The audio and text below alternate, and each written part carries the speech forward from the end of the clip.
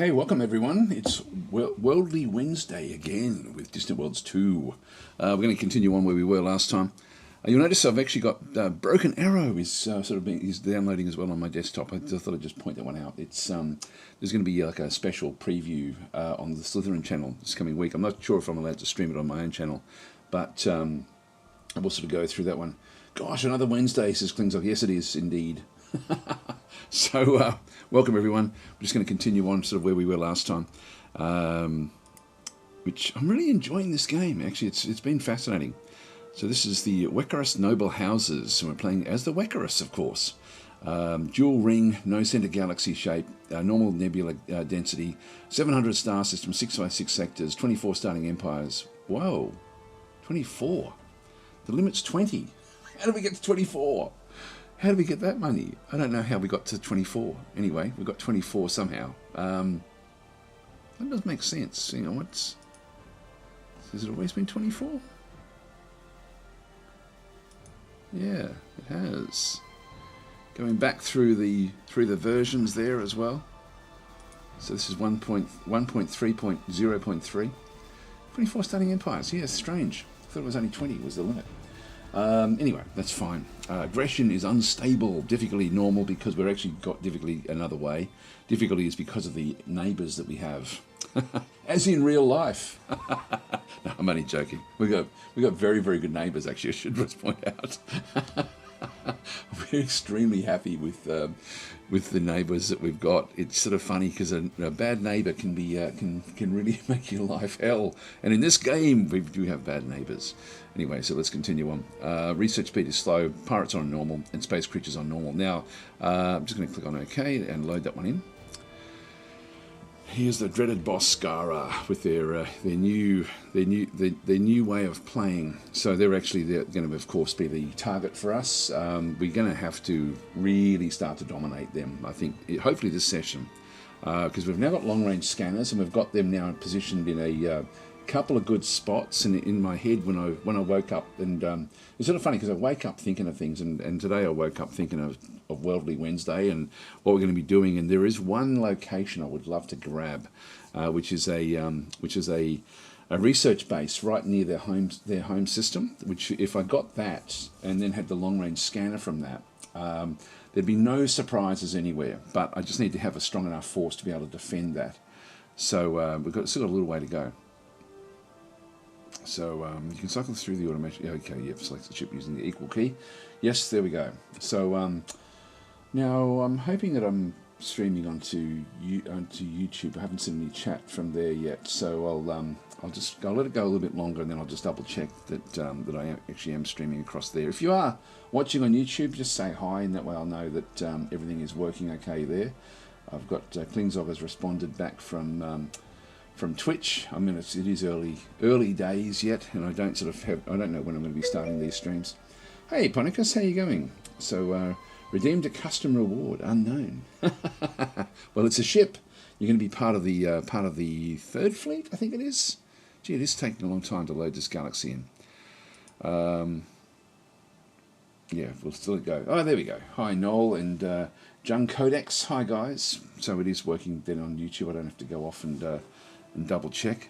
God, it has it's certainly slowed down. I think it will come good, hopefully, at some point. Depends on how long it is since I've played the game. Like oh, there we go.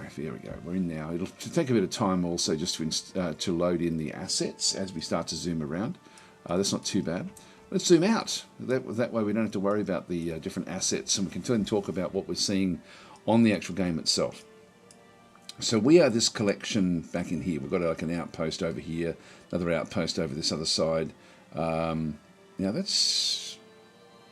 Why have we got an attack force out there with no mission? I don't know what it was doing up that way, actually. I can't even remember what that one was actually up to.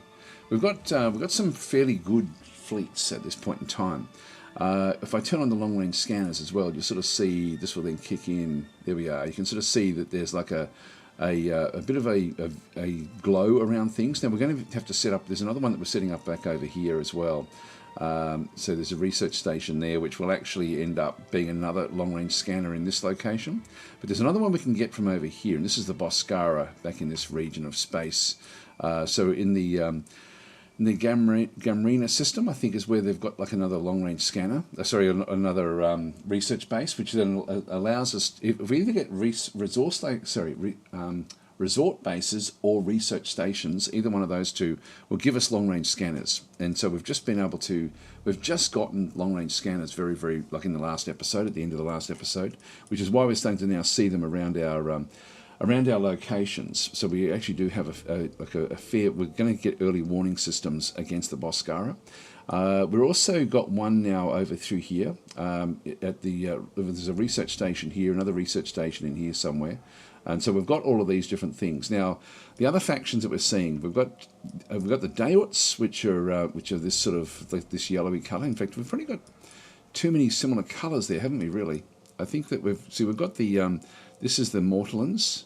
So I might change these around a little bit, I think. So let's just go in and, I don't want to be seeing things. So what I'll do is I'll just go to something where we see a colour.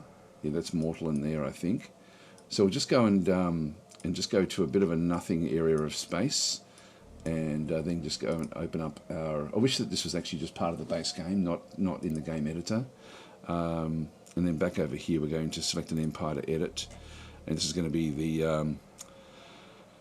the Adil military junta, which the primary colour. So I'm going to make this one more of an orange. There we go. We just changed the colour. So that one's now done. That will then get one of them, and I think I'm going to go and change as well the Ikaru Utopia, which is also like a yellowy colour, and we'll make that into a greeny colour, I think. Alright, so we'll just go that way.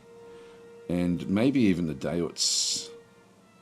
Or what we'll do is the Dantanui. I'd already changed these to a green. But we'll make these into more of a brown colour. There we are. That should then make everything stand out a little bit better. Yeah, there we go. We're now seeing the Ikarus, we're seeing the Daots. The brown and this colour are a little bit the same, but it's not too bad. The borders actually look fine. And so we can sort of see the differences now between those different factions. I really like that they've put that into the game now. That was really needed badly to be able to sort of see what's going on. So the Daots are this yellow colour that we sort of see through here. There is also another one as well, which we're going to have to be sort of a bit more mindful of. I think there's the Teekans around in here somewhere as well, which we'll have to maybe recolour them as well if something does actually happen. Okay, so hi Kim, how you going? Do you have any monitoring stations? No, we haven't got them yet. We haven't got the tech for those.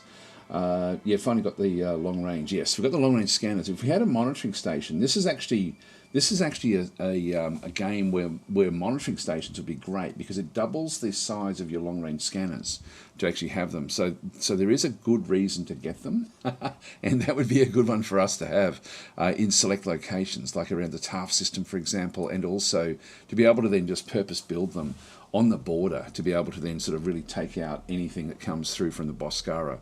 So anyway, that's sort of where we are. So we've got the Mortallans are down into here. They're at war now with the Boscara as well, I think. Let's have a quick look and see from memory. So this is the Boscara Overmind Ascendancy. And yeah, the Adil military junta they're at war with. So this is now a good time for us to build up and get ready for the next war. And we're going to have to sort of figure out what we want to get out of the next war with the Boscara. While they're at war with the Adil military junta, they probably won't actually go and do anything else. You can see that they've got, like, there's another Boscara, the Boscara Devouring Mass. They're very friendly with the other Boscara groups. So they've got, like, galaxy map sharing, migration treaties, territory map sharing, free trade agreement, and non-aggression treaties. So they're basically oops. Just unpause the game. I'll just go back to there. Don't know what happened there. There we go. They were offering to sell us some secret. I don't have a hell of a lot of money, but I'm going to accept the trade, because what I want, just while we're here, this is them here. And so they're actually in Boscara space. This is a pirate group that we've befriended. And we do actually have already like a fairly good relationship with them. You can see we've got military refueling, and I forget what that one is. If we have a look, So have a look and see. Yeah, we've got military refueling with the Artuks and non-aggression treaty. So this is the Artuk cartel, which is an Artuk. Now their reputation is diabolical. The attacks on civilian ships. They've been doing a lot of nasty things with that one through there. We also have a group of Wakaris, which are also diabolical as well. But we've got a non-aggression treaty with them. So we don't really need to do this. I think I'll decline it because I need the money. So we need to get our money up. So if it was the other group, I would actually have gone and done it just to get them even more. Like they were +4 with them, we're +16 with them. They're pleased with us. The Blackstorm Council is just neutral with us. So even though we're not paying them anything, we're just sort of staying where we are. I think if that goes backwards any further, and we end up where they sort of start become a problem, we have contempt for your civilized complacency. So that's actually rusting away. Although there's no real trend there, so it's not rusting in a negative direction. These guys are also not moving anywhere. So anyway, they're the two pirate factions that we're friendly with. So we've got the Boscara over my ascendancy. The Daots, we've got an ambassador there, and also the Dantanui. Now, the ambassador here. This is the Dantanui are the Gizarians, and they're actually been at war with the. If you have a look, maybe at some of these. If we go to the Ardil military junta and just see if they're at war with both. Yeah, they're at war with the Boscara Overmind and the Boscara Devouring Mass. So they're at war with both Boscaran groups. The enemy of my enemy is my friend, so there is a chance that we could actually sort of do something with them. They're -6 with us. No one really likes us. We're actually not a faction that people warm to. And so they like our style of government, which is one thing. We're concerned with your friendship with our enemies. Now, this is actually this is because of the pirates. The pirate factions is a problem for them. And then we're troubled with your strange alien ways, which we're not going to be able to change that. I think that it's not really rusting away. This one is the good reputation. We're on 0 with them now anyway, and trending down. We'd need to kill off the pirates to make them into more of a friend, or we'd need to give them gifts, which I don't really want to be doing either one of those. So at this point in time, there's a chance we can sort of do something with them. They've got 15 billion, so that's actually and they've got 7 colonies that we know of, so that's actually fairly big. So they're actually a fairly strong faction at this point in time. The Daots back in through here, now they've got 12 colonies, only 12 billion though, and their research output is 198, the others were 225 as an example. Their known strength, known military strength, is only 1600, which is nothing. The Ardils, this is only what we know though, so they could have a lot more than what we end up having there. So our trade income, this is actually what's happening through there. We've got the trade income is okay with the Ardil. With the Daots, we also then have a fair bit of trade going on with them as well, which is good. So we want to sort of, and they're displeased with us. So we may find ourselves back at war with them at some point. We'll not forget your aggression against us. This was a long time ago. So we actually did something like we actually went to war with them just to try to knock them out of a few really important systems. We actually control, just to sort of put that into perspective, we took these 2 systems from them, and these are just outposts, which is what's draining our money. But what it is doing is it's giving us we've cornered the market on Zentabia fluid, which is one of the 3 major special resources in the game. So we've actually went to war to grab those 2 colonies, and so we took them from them, and then hopefully through trade we can then trade it back to them. And as long as they're friendly with us, we can then sort of go and end up being sort of more on a friendly footing with them. Now they've been at war with the Datanuis back and through here. The Datanui has been very, very powerful. So if you have a bit of a look at where they are, they've got 14 colonies, 42 billion population. These are really, and they've also got very strong research output. They're also displeased with us. So again, they don't like that we're at friendly with the pirates. It's sort of one of these things. Like we could smash the pirates and just get rid of them because they're inside our territory, but they really aren't a problem to us. And really, no one's going to really like us anyway. So who cares? So I think I'll just leave the pirates where they are. So they have, excuse me, The Ikaru are at war with them as well. So the Ikaru are displeased with us. You can see there most people are really, no one's happy with us. Respect your good reputation, but troubled by your strange alien ways. Don't like that we're friendly with the pirates, and our colonies and bases trespass in their systems. And this is actually a big one.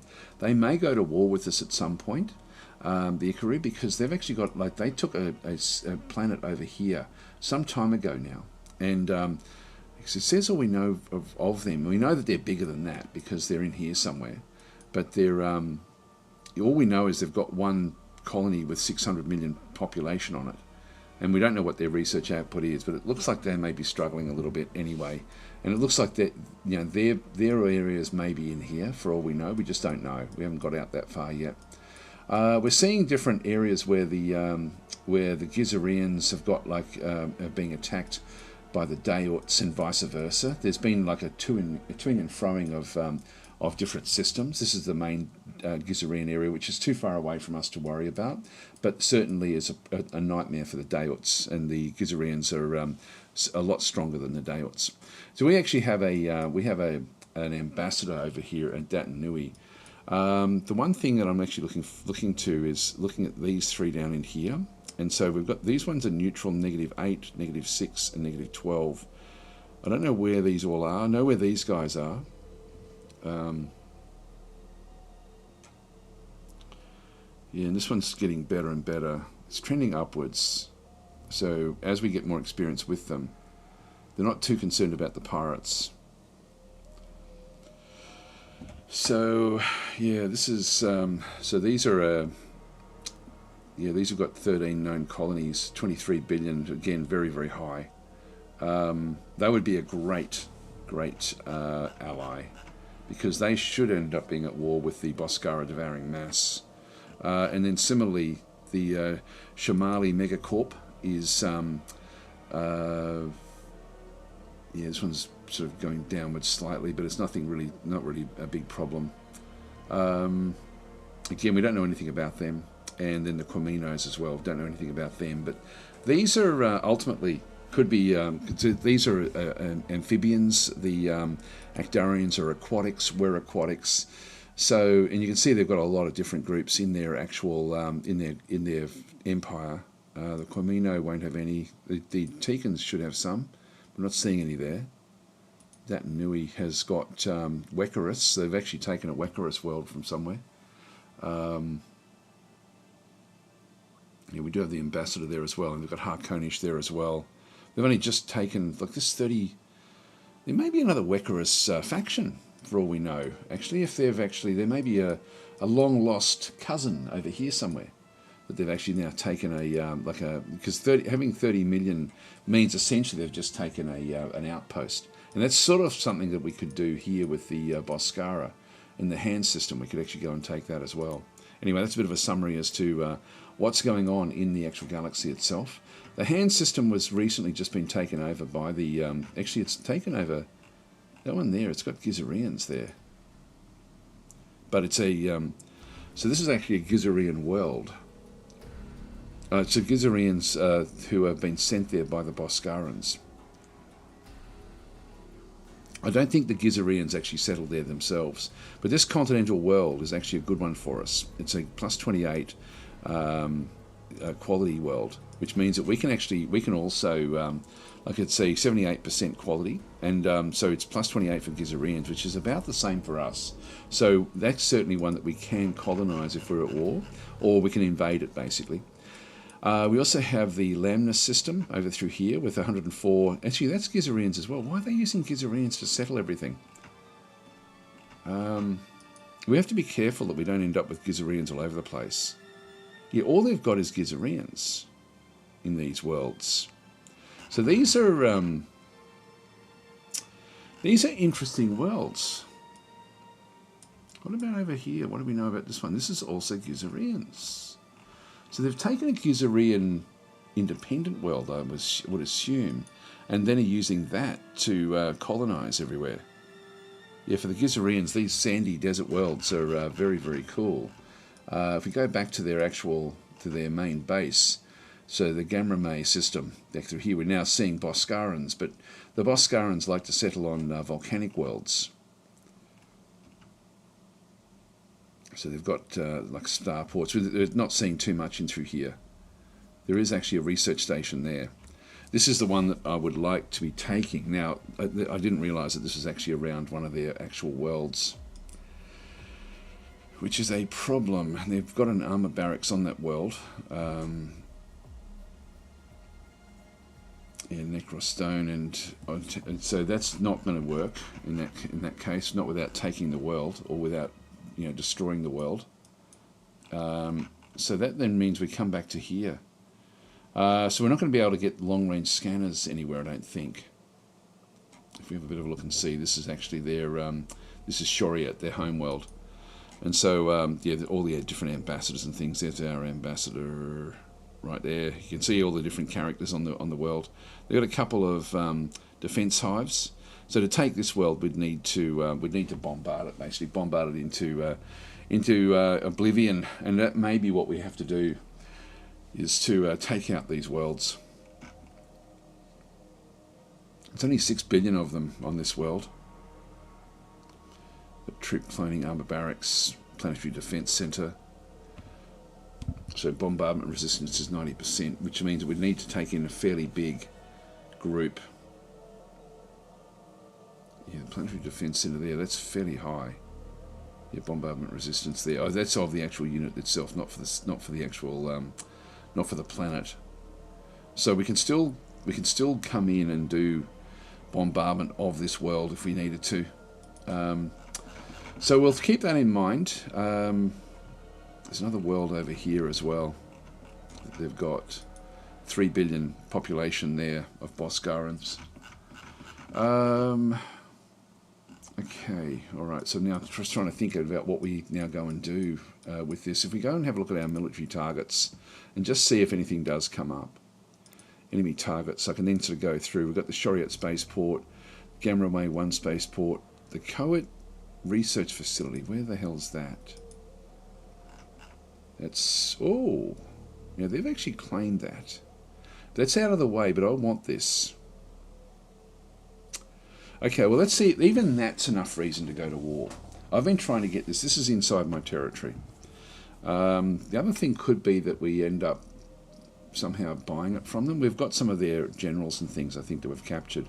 So we may be able to swap something for that one. And they've got the first defense. We certainly damaged them a lot with what they were doing. Let's just leave it there. The fact that that's there, though, that's actually interesting. So the Coet research facility, this is reactor research and hyperdrive research. So I would like to definitely take that off them.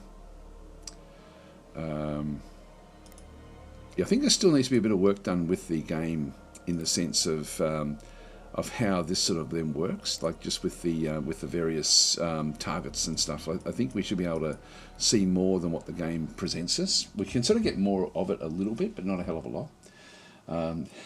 Sci-Fi's not saying 6 billion. That barely counts as genocide, yes. Very good. Yeah, sounds like they need to be liberated. Well, I don't know about liberated or this is not Shadow Empire, says Jay Jenner. No, that'll be on the weekend. I'll be playing that on the weekend. This is on Wednesdays we play Distant Worlds or another Space 4X. I mean, technically Shadow Empire could be thought of as a Space 4X, but not really. Not in reality. Anyway, yeah, they've got other ships coming through here as well, actually, just looking at what they've got. So we're now starting to see different things coming in. They've got a frigate moving in, not part of any particular group. Not that I don't really have to worry about them too much, but the PIM-based system is now inside their area. Actually, what we might have a look at as well is just, is there any colonies that would actually work out well for us, like new colony locations? And not really, they're all low. If we go to war, there's there are a few. Like this one here, Han is actually a good system for us. Actually, I might talk with the Boscarans and just see if we can actually, what would it take for them to negotiate a deal for that research station? Only 76,000.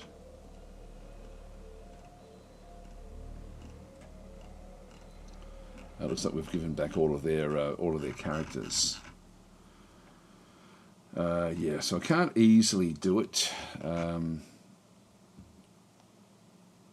I think we have to destroy it, and then or capture it. Again, I'm thinking that what we'll do is let's just get ourselves set up and just get ourselves established everywhere. Like, why is this one out through here? Manually controlled, auto-engaging targets, 5,000 range. Yep, that's okay. This one's got no mission. It's has been damaged slightly, so it was chasing something through space here. Alphard, that does ring a bell. There was something we did here. So I'm not sure what the Alphard system was, what we ended up fighting in there. May have been a base or something that we took out, but it seems a long way away. And so this is the 5th fleet, which is this is an attack fleet, which is one of our big ones. Let's just go through all of the fleets. The first fleet is an attack force back over here at the Rosagiri system, and so it's on automatic defense roll back in that particular area. It's an attack fleet as well, and it's sort of ready to go. So that one's actually fine. We're just where we are there. The second fleet is actually our invasion fleet, and we do actually have 6 infantry, 6 armour, so we can take out the little worlds with this particular fleet. So we could take the hand system with this one if we needed to. So that one is ready to roll as well. That's just manually controlled, again from the Rosagiri system, which is our homeworld. The third fleet is where we're naming all the ships. Now we do actually have fuel tankers, we've got fleet destroyers there. So what I'm going to do through here, I've added fleet destroyers. These are pirate ships. I'm going to give this one to Ponicus. This is actually where we've got all of our named ships. So Ponicus can have this one. So this one here is, if I just press the back arrow, so they're over here in the Ura system on the front line. You can see there's a bit of damage that's been done to these, and these are also just set to automatically do what they're doing. This one is the Biol frigate. So we've got a lot of named ships in through this fleet.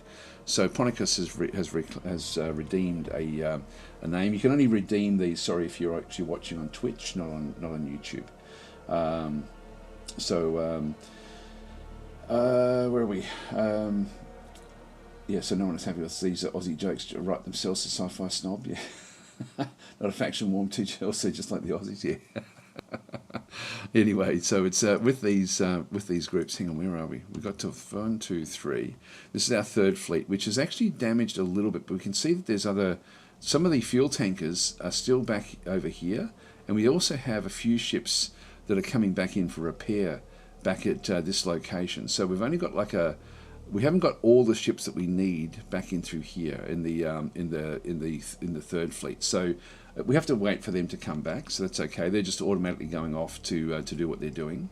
Then we've got the fourth defense fleet is defending targets within 50 m range of Fellas Station. So Fellas Station must be just currently being built, I think, which is where. See, they've got these different mining stations as well. Where the hell is Fellas Station?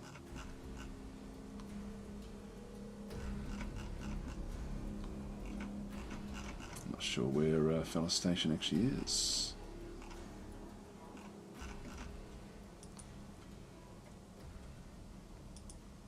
So the Boscarans have certainly been building in territory that we don't want them to. Fellas 1. No, that's not it. Okay, so Kujagrim has redeemed a custom reward as well. I'll just find out where this location is. It was in here somewhere. One of these. There we go, reactor research. And we are building, already have a base of this type here. Okay, well that'll sit there. Oh, this one has to be upgraded yet.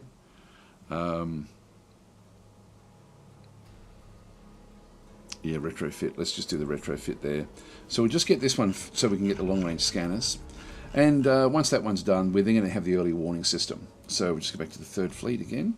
So you can have the other large destroyer there. So this is Kujagrim.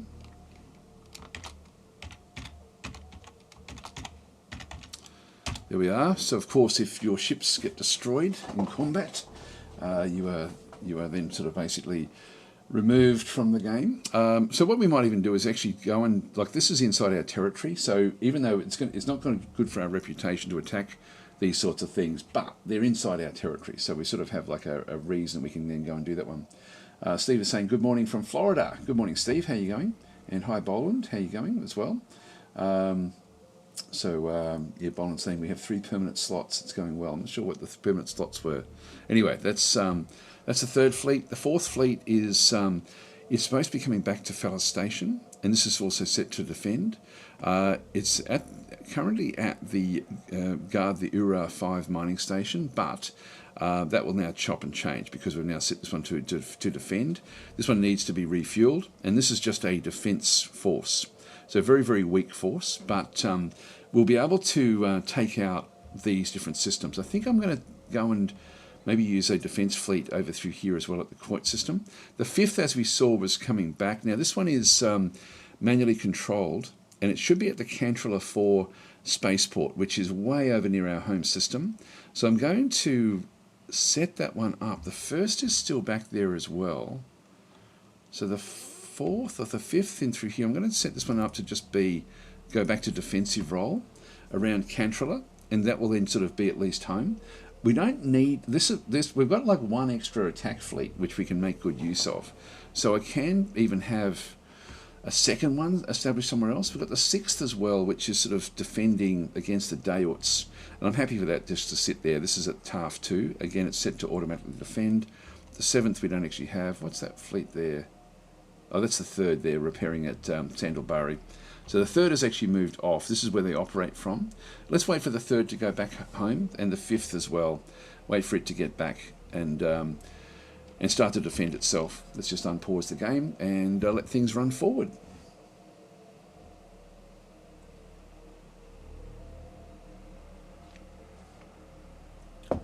So balance. Oh, there we go. Yeah. So Dwarf Fortress Friday, Distant Worlds 2 Wednesday. 3 is the Shadow Empire Sunday or Saturday or whatever it's going to be. Probably Saturday, I think, is the way that we do it. But anyway, I will be playing that run regularly as well. Not sure when and how that's going to work. I'm thinking of changing Fortress Friday to Fantasy Friday, and that way I can play Dwarf Fortress. Hardly anyone's watching those videos in comparison, so I'm thinking I'll probably end up sort of ditching Dwarf Fortress for a little while and playing Age of Wonders or something like that on Fridays. But I'll see how I go. I'll maybe ask people what they think, because it's not getting the views that that I thought it would get. To be honest, I thought people would sort of be into Dwarf Fortress, but they're not. They're not. So Clinton's saying, what's the live viewership like for Dwarf Fortress versus other days? It's a bit over half, like a bit over 50%, I think. And I don't like. Look, to be honest, I don't really. There we go, fellas. Has now just got its long-range scanner. I don't like looking at the algorithm, and I don't like looking at the stats, because it stops me from playing games that I want to play, which is unfortunate, like Dwarf Fortress. So I'm in two minds as to whether to just keep on doing it. I don't know. It's a hard one.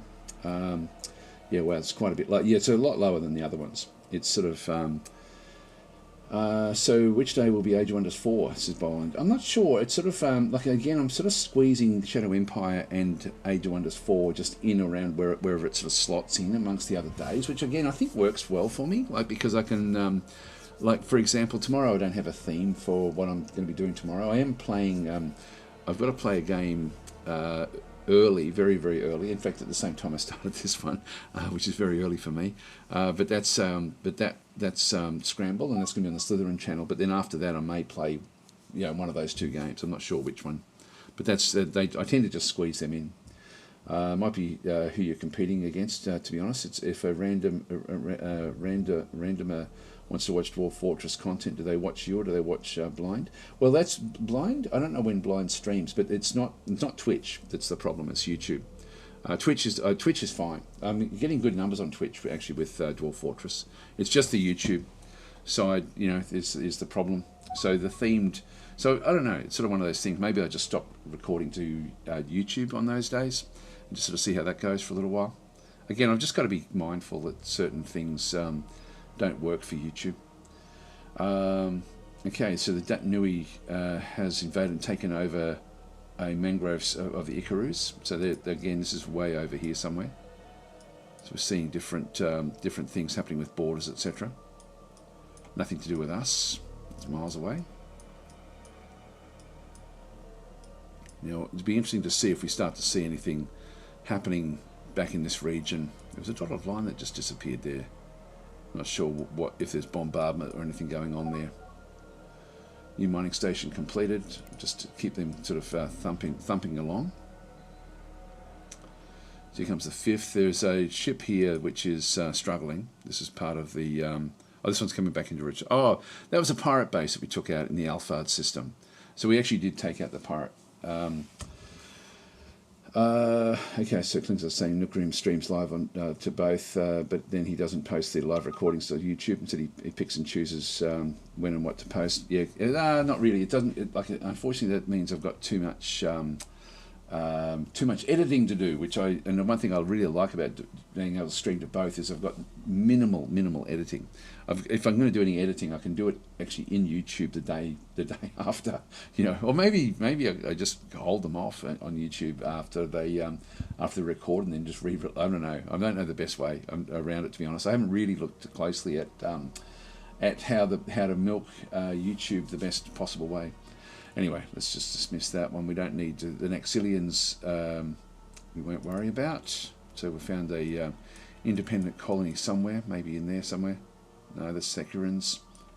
Not sure where they actually are. Yeah, so I'm not sure. I'll just keep on sort of going with the way I'm going. But I think I'll certainly, I shouldn't say I'll certainly be playing Dwarf Fortress this Friday, but I may be. I may be doing it that day. Getting good money now. The money is starting to correct itself. We've almost got the Blade of Energy shields. And then we've got heavy armour coming up underneath after this one here. And it may be that we go for destroyers after this. Our ships are pretty good overall, though, to be honest. Like we're pretty strong. Here comes the 3rd fleet coming back again. So Coit I would like to take. I think I'll wait for the 5th to get back. So they're coming back in for repairs. So Dwarf Fortress Friday is definitely a possibility. Yes, it is. Yes, it's still. I still have. That's what I'm calling it, Fortress Friday. But it probably won't be every Friday. I'll have to think about what I do. I might just make that like the. I like the idea of having the themed days, to be honest, because it means that there's separation between the different videos. And because if I do things back to back, it's sort of overwhelming. And but yeah, Dwarf Fortress certainly hasn't performed anywhere near as well as I thought it would. I thought that would actually, I was sort of, it's almost off-putting when you sort of look at the numbers and you think, oh God, that's really shit numbers. And that then impacts what YouTube then does with promoting your channel to, if you tick the notification button, that doesn't mean anything if YouTube thinks, the channel's going backwards, so we won't promote it, and that's the trouble. That's why the algorithm is important. So Bonner's saying I watch here a lot, but I specifically have an alarm set for Wednesdays. Oh, there we go, yeah. And look, this is Distant Worlds has been good. I'm sort of wondering when that's going to start to slide, but at the moment it's been fairly interesting. So the Bosco, here we go. The Bosco have invaded and taken over a forest colony of Modus 1 in the Modus system. So that is... Where's Modus? We don't know. It could be in here somewhere. So there's a lot of areas we don't actually know where this actually is.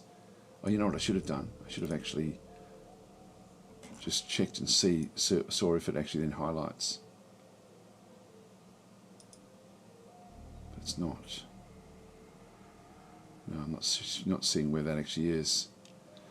Motor system. It's not actually not flashing, is it? Normally it will sort of highlight the location. But it's not. Okay, so I'm not sure where Motus actually is. But I'm assuming that these guys will be back for it.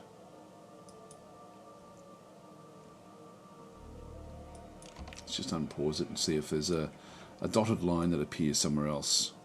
You can see there's dotted lines that go into areas that we're not aware of. There's the other Boscarans back over there. Here comes the third back in again. Still got the 4th Defence Fleet there. Now they're still guarding Ura 5. They need to go back to Fellas.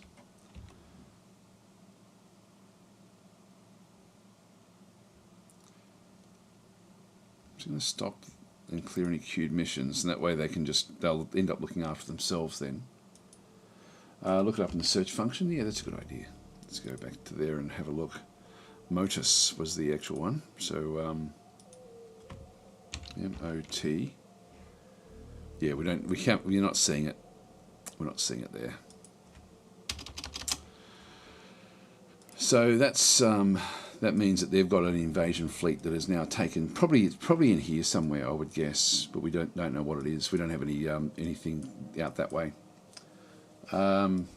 Maybe at some point we'll get the galaxy map of the Ardils or even the Boskarans again. Okay, we're at 99% now with the Blade of Energy shields.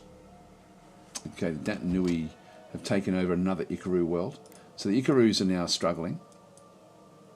So there'll be more things coming in back in through here. So the Datanui are really going to be a major threat later in the game.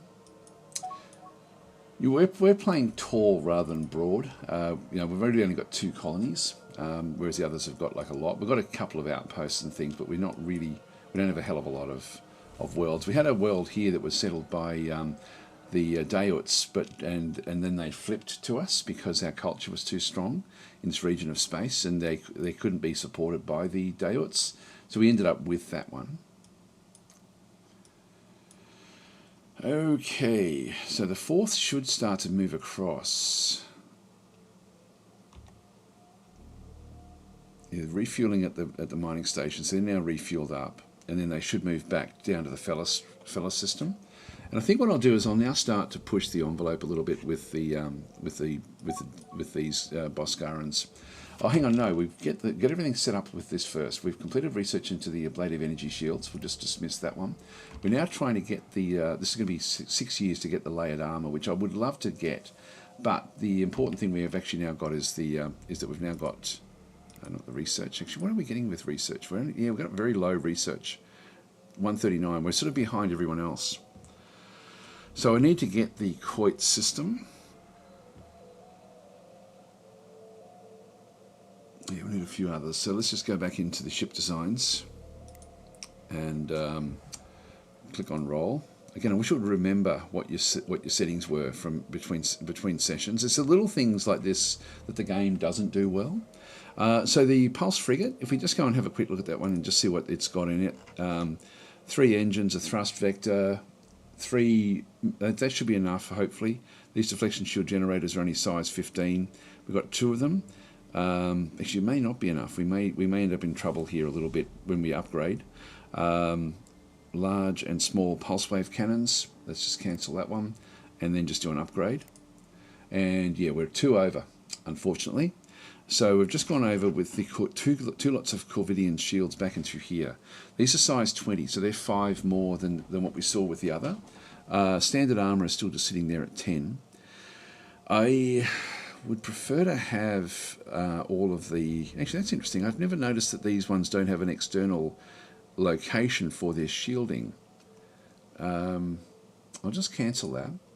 If we have a quick look again at the frigate and just go and edit this... the shielding that we've currently got is about 400. Shield strength 384 with the current deflection shield generator. If we cancel that one and then just go to upgrade again, so even though this one's not viable, we've then up to 576. We almost double the shielding anyway. So what I can do, I've got 2 left over. I can either get rid of the thrust vector, which is size 6. Is there anything else we can get? Let's just go again. I wish it would remember what we've got set up and through here. So this should be the default. Latest per category and family, and bay type, category, family, and size is the sorting. If we then go down and have a look, thrust vector is the only one of those that we actually end up having. We've got the Sentinel back through there, which is size 11. We have a size 10, and then the Plasma Blaster is size 10 as well. But I definitely need to keep this on it. So it would mean ditching this, which I don't really want to be doing.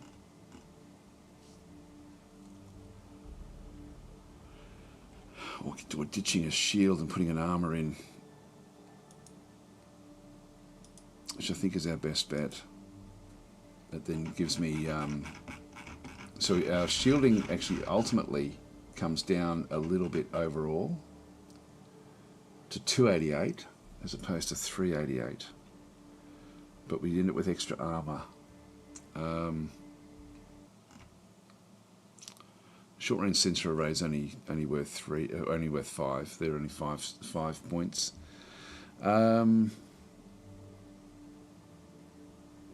Geez, I think we keep the shielding up, you know.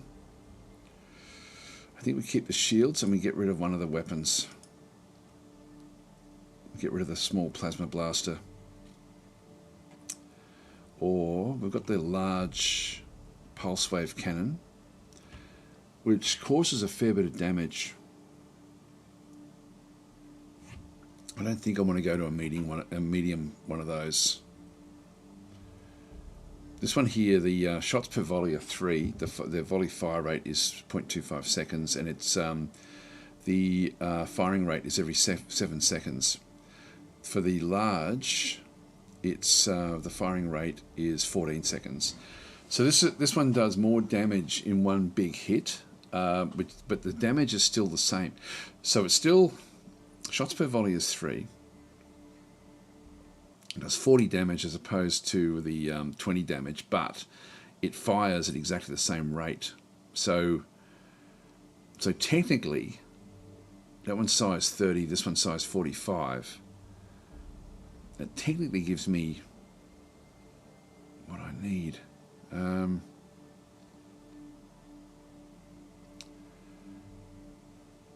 got the pulse wave cannon there, so the medium, we'll be firing more often with this.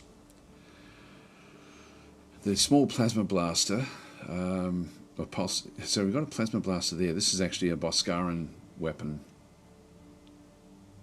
Yeah, so that's a plasma blaster there, which does reasonable damage.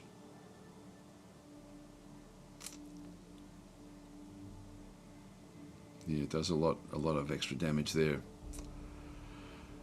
So that's the medium. Where's the small? And the medium is size 20, which we only have a size 19 slot there. God, what do we do? We need to get a better reactor. That's one thing we need to do. At the moment, our what's our reactor working at? It's yeah. If we can get a better reactor, the hyper jump. I can't get rid of a reactor yet because the hyperdrive will then be too slow through space. But if I can get a better reactor for what we have, that possibly will be the answer. If we get rid of the plasma blaster, I like this weapon because it's just so strong. God, it's a hard one actually. Yeah, Boland's saying giving missiles a go. I don't want missiles for these sorts of ships.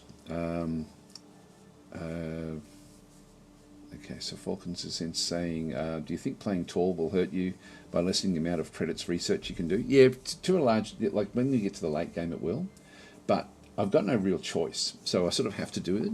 And I need to, playing tall allows you to defend very, very well, very, very easily, which is the reason we're doing it. And so we have to hope that we can then sort of get a friend somewhere else that's going to be fairly powerful for when we do sort of get aggressive. And then we have to make sure we get a high attrition. So taking out the Boscarans would be good, and if we can sort of damage them to the point that they can never ever come back, that would be the absolute ideal. Anyway, let's continue on. The L can overcome flat shield and armor damage reduction, says Boland. Can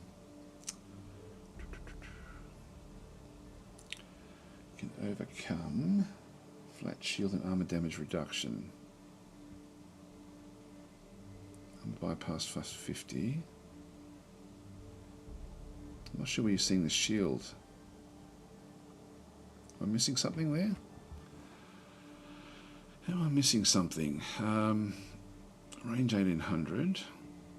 I'm going to buy plus 50, but then the other one's still got the same thing. It's also got plus 50.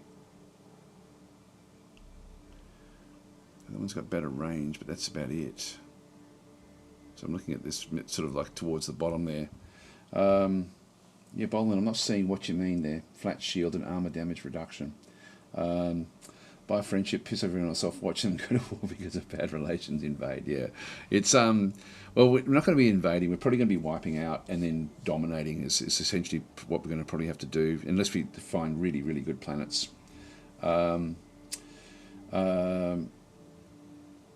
Yeah, so sorry, I'm not sure what you mean. The large can overcome flat shield and armor damage reduction. Overcome. Oh, I know what you mean. Bigger hit, so you get yeah. Okay, so the reactive armor and the reactive shielding. Yes. Okay. Yep. Yeah. The way that the railguns lose that very fast because of the small amount of damage that they end up doing per shot. In this case, yeah. I'll keep. But we get the like this one does 40 damage when it hits, as opposed to the 20 damage. 20 is still okay. The medium plasma blaster does 23. Now that's smaller again. I don't have anything else large. Look, I think I'm going to ditch. Oh no, I really want the shielding. I think I'm going to ditch the thrust vector. Just going with 3 engines. That's going to then get me down to 4. I've got 4 more points, which I can't really put anything else on the ship. I think the shielding is more important, so we'll go that way. We'll just go and save and exit this one. And so the same deal here with the pulse escort. So if we have a look and see, if we just go and edit this one, and see what we've got. Now we've got a little bit of space there, but only 4. So we're going to have probably the same problem here as well, I would think. Once we take this one across, it's going to go from 15 to 20. So if we cancel this one, pulse escort, yeah. So I'll just go and cancel, just do an upgrade. And again, we're 1 over. So thrust vector comes off. So we won't be able to turn as well, but at least we'll have good shielding essentially on these as well.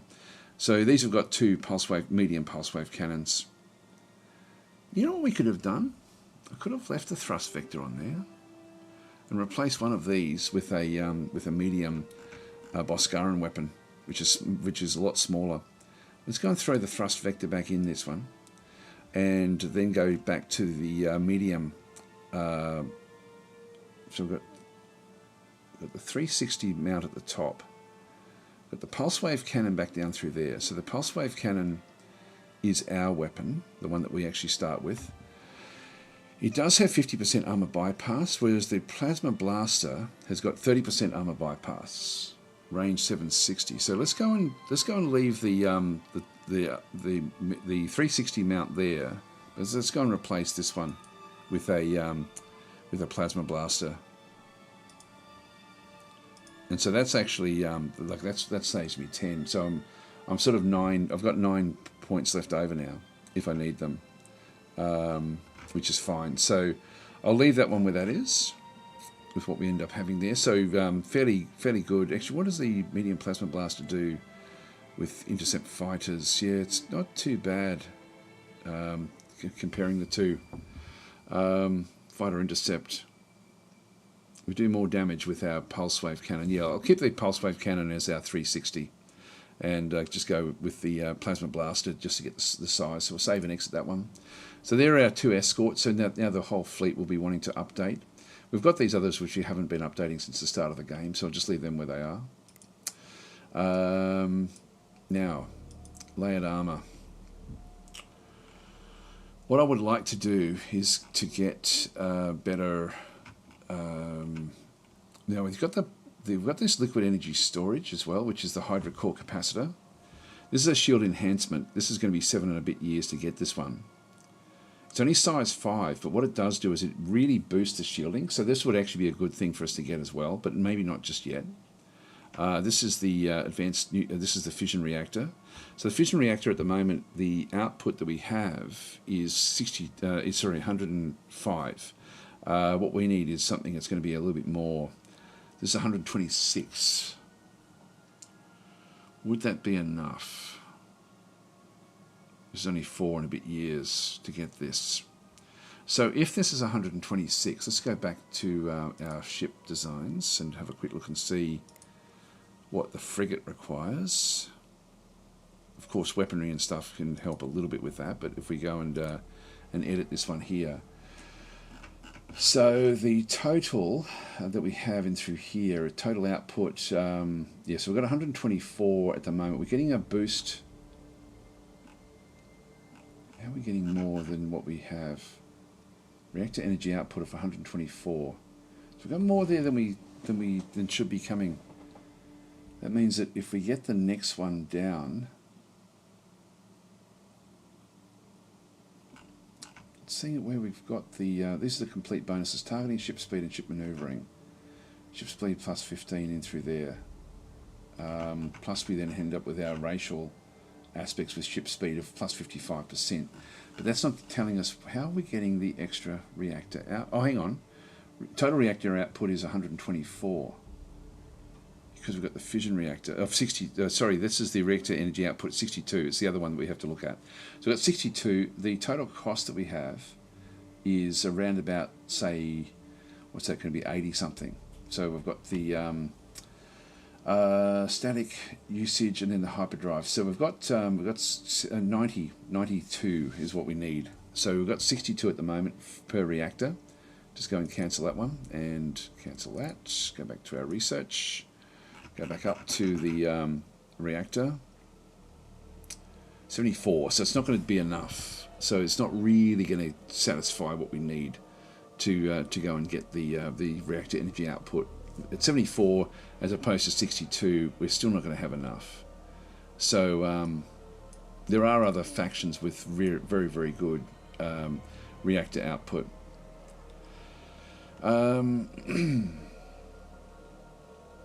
Yeah, that would be now something that's probably worth looking at. Quantum energy storage in through here. Yep, we don't need that either at this stage.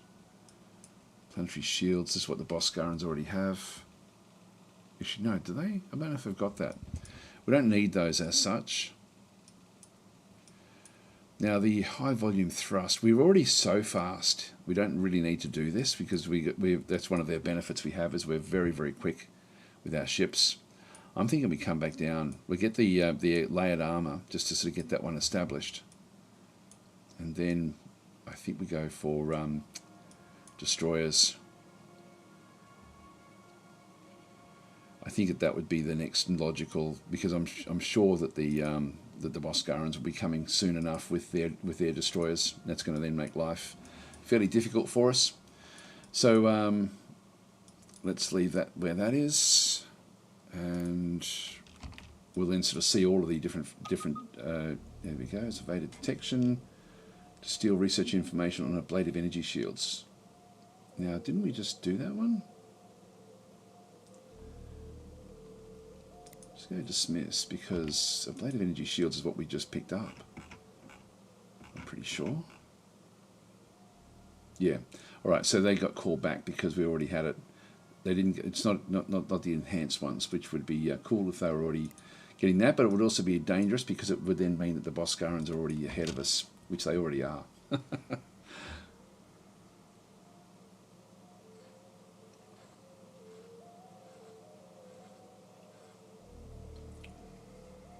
So Mule is saying, hi, were there originally more type of fuel in the game? Yes, there was. Originally there was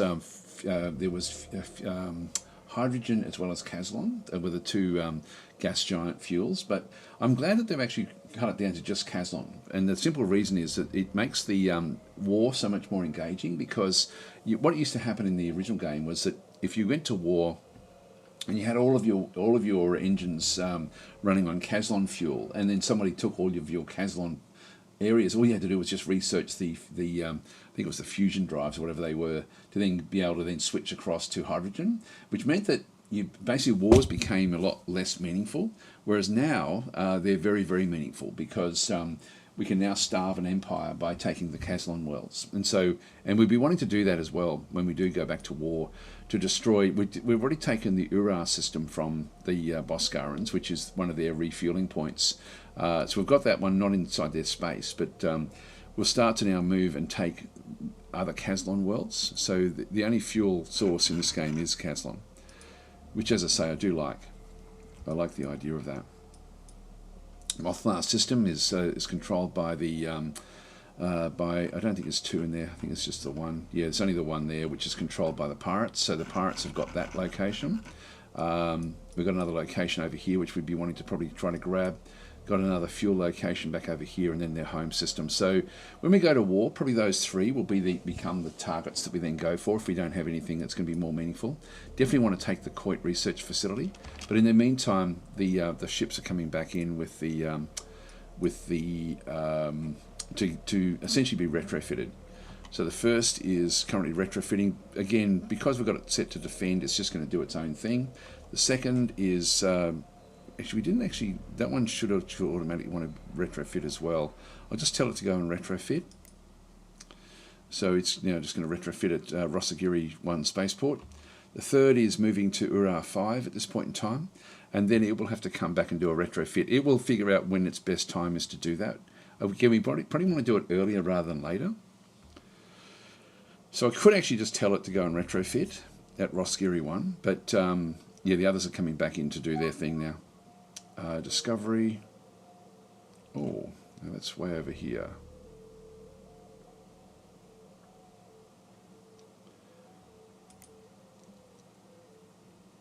So did I click on show me? Yeah, I did. Yeah, so the Ardil are already here. So they've already got a research station, I would guess. Yep, that's it there. So there goes our little ship. So we're starting to sort of just start to search into this region of space.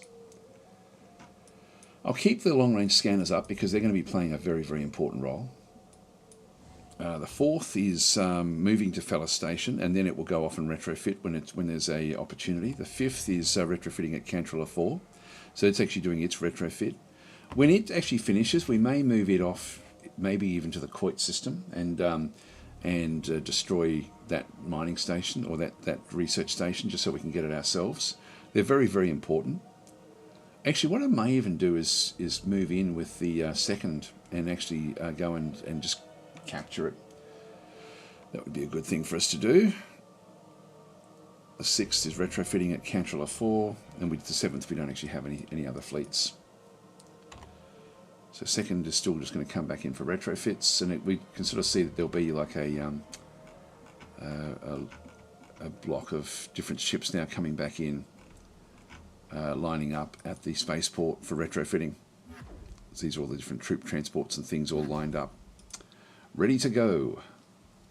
Freighters are coming in as well to drop off their goods. I'm saying a Mulex question for you. Oh yeah, there we go. So yeah, just do it at DasTactic if you want to grab my attention, guys. It's and sorry I've missed a few from YouTube. I'll just pause and we'll go through these things into here. So Talon Carter saying, I also felt like the split fuel types, if you weren't careful, could lead to you starving your own empire too, if you accidentally switched and didn't understand. Yes, that's true as well. It used to happen a bit where you'd automatically go and switch to the other type without realising, and then all of the fuel that you had was of zero value. Yeah, I remember that as well. Mulex is saying there is a menu where you can see target stations, fleets, colonies from other empires. I have a problem that I don't see every mining station. Yes. That's actually annoying. If you're at war, you get pretty much the full kit, but if you're not at war, you don't. And so it's sort of like if you go back in, this is the one you're talking about under military. We had a look at this just before, where the enemy targets, what it's doing is it's showing me targets that I can sort of work through at the moment. And so I've got, for example, the Coit, like the Coit research facility is inside my territory, so pretty much some of these won't be in, like the spaceport there. These are the major spaceports of the Boscarans, but then there's other mining stations back into here. So 3 of these are inside my territory, which are sort of showing up, but not everything. I know that there's, for example, there's a research station over here that doesn't show up. So I can actually go to Boscaran bases, and even that won't show up. All it does is just filter what I've got. So yeah, this is not working all that well, I don't think. So yeah, I agree with you. It's very selective, when you, it would be great to see every mining station, even when you're not at war, so you can plan what's going on. I find that very, very frustrating. Another thing I do find frustrating, which I hope that they fix at some point, is if I go into research stations and have a look at even looking at the research stations here, it's only highlighting mine. So it's only highlighting the ones that I've got. It's not highlighting anyone else's. I would prefer to see something else where it highlights all of the ones that we know about, just so that that we know that there's one over here, for example. Highlight it when we go back to research stations, or research output, research bonuses. Yes, this is all again. Just more filtering in here would be great, or even another tab to show all research. One thing you can do, which actually does help now, is to get around some of these things. Like we know that, for example, that this search known items is really the key for this, because they're always going to be called research something. I can do this and just go and get the full list of research stations in the game, like that we're aware of, and so I can use that to selectively go through, and so I can go back into I can just make it by bases. This is sorting by name. Yeah, that's all we can really do there. So research, these are all of the various, and I guess if you sort of have a look through, actually that's not all of them, is it? Have we seen all of them? We've got the Coit research, Coit. Yeah, we've got another one in through here. If we go and have a little look, we've got a research, okay, there is a research centre in there. So these ones here are the Boscaran research centres that we're aware of. So KS 498 is one that actually is in there. That would be a good one for us to get. So we can do it this way as well, just to sort of see what's where, and just hover over them. So that's actually another Boscaran one that's from the other group. And then there's one out through here as well, which would also be another good one for us to ultimately get. Then we have others like the Libra. I'm not sure. That may be Mortland, I think. This is Gizarians back over this way. Gizarians down this way as well. The Aphidus is Dayuts. Giza is Dayuts. Yep, so you can just tell by the look of them. That's another Dayuts, Altar. These are sort of close to where we could ultimately get. If we go back to war with them, then definitely we'd be wanting to take these. Petra as well, back over here. Pimbe is ours. Then we've got another location. I'm not sure whose that is. I'm not sure what the shape of that one is. And then we've got the Suma Ret back over this way as well, another Boscaran, and then another Gizarian that we're aware of. So these are only what we're aware of at this point in time. But that's another way to actually get what you're needing. So if you went to like the other ones would be called mining, so all the mining stations. But again, it would be good if you could filter them a little bit better. Yeah, so you've sort of got like essentially the like all the different mining stations that we know of, but we can't filter by anything really other than by name. So that would be pretty cool to be able to filter by empire. But it's not. But these are mainly for finding locations. But this is one way you can get a list of absolutely everything. But then it becomes it is just sorting by name. There's nothing else we can sort by. Anyway, that's that one. So there is that one. This is actually helpful. It says mule. Yeah, it's probably a bit annoying, like particularly for mining stations. But any mining station inside our territory will show up. Because that will be a valid target right now. So we can sort of still, like we sort of have a reason to be able to go off and, for example, take the Coit system. This is sort of inside our range. So I'm thinking that once the second is done, we then go across. We'll just wait for the retrofit to happen. It's just retrofitting at the moment, these troop transports and things. So let them do their stuff, and then we'll go and take the Coit system. And the reason I'm going to actually use my these ships here to go and capture it is because because I've tried to settle this one a lot, and for whatever reason we haven't been able to get anything there.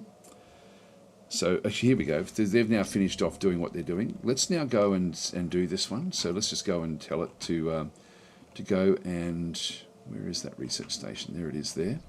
So we'll tell it to go and capture this. So prepare and capture the Coit Research Facility. Now this is going to be damaging to our reputation for everyone. So if we have a look at our overall diplomacy, our reputation is only 0.7.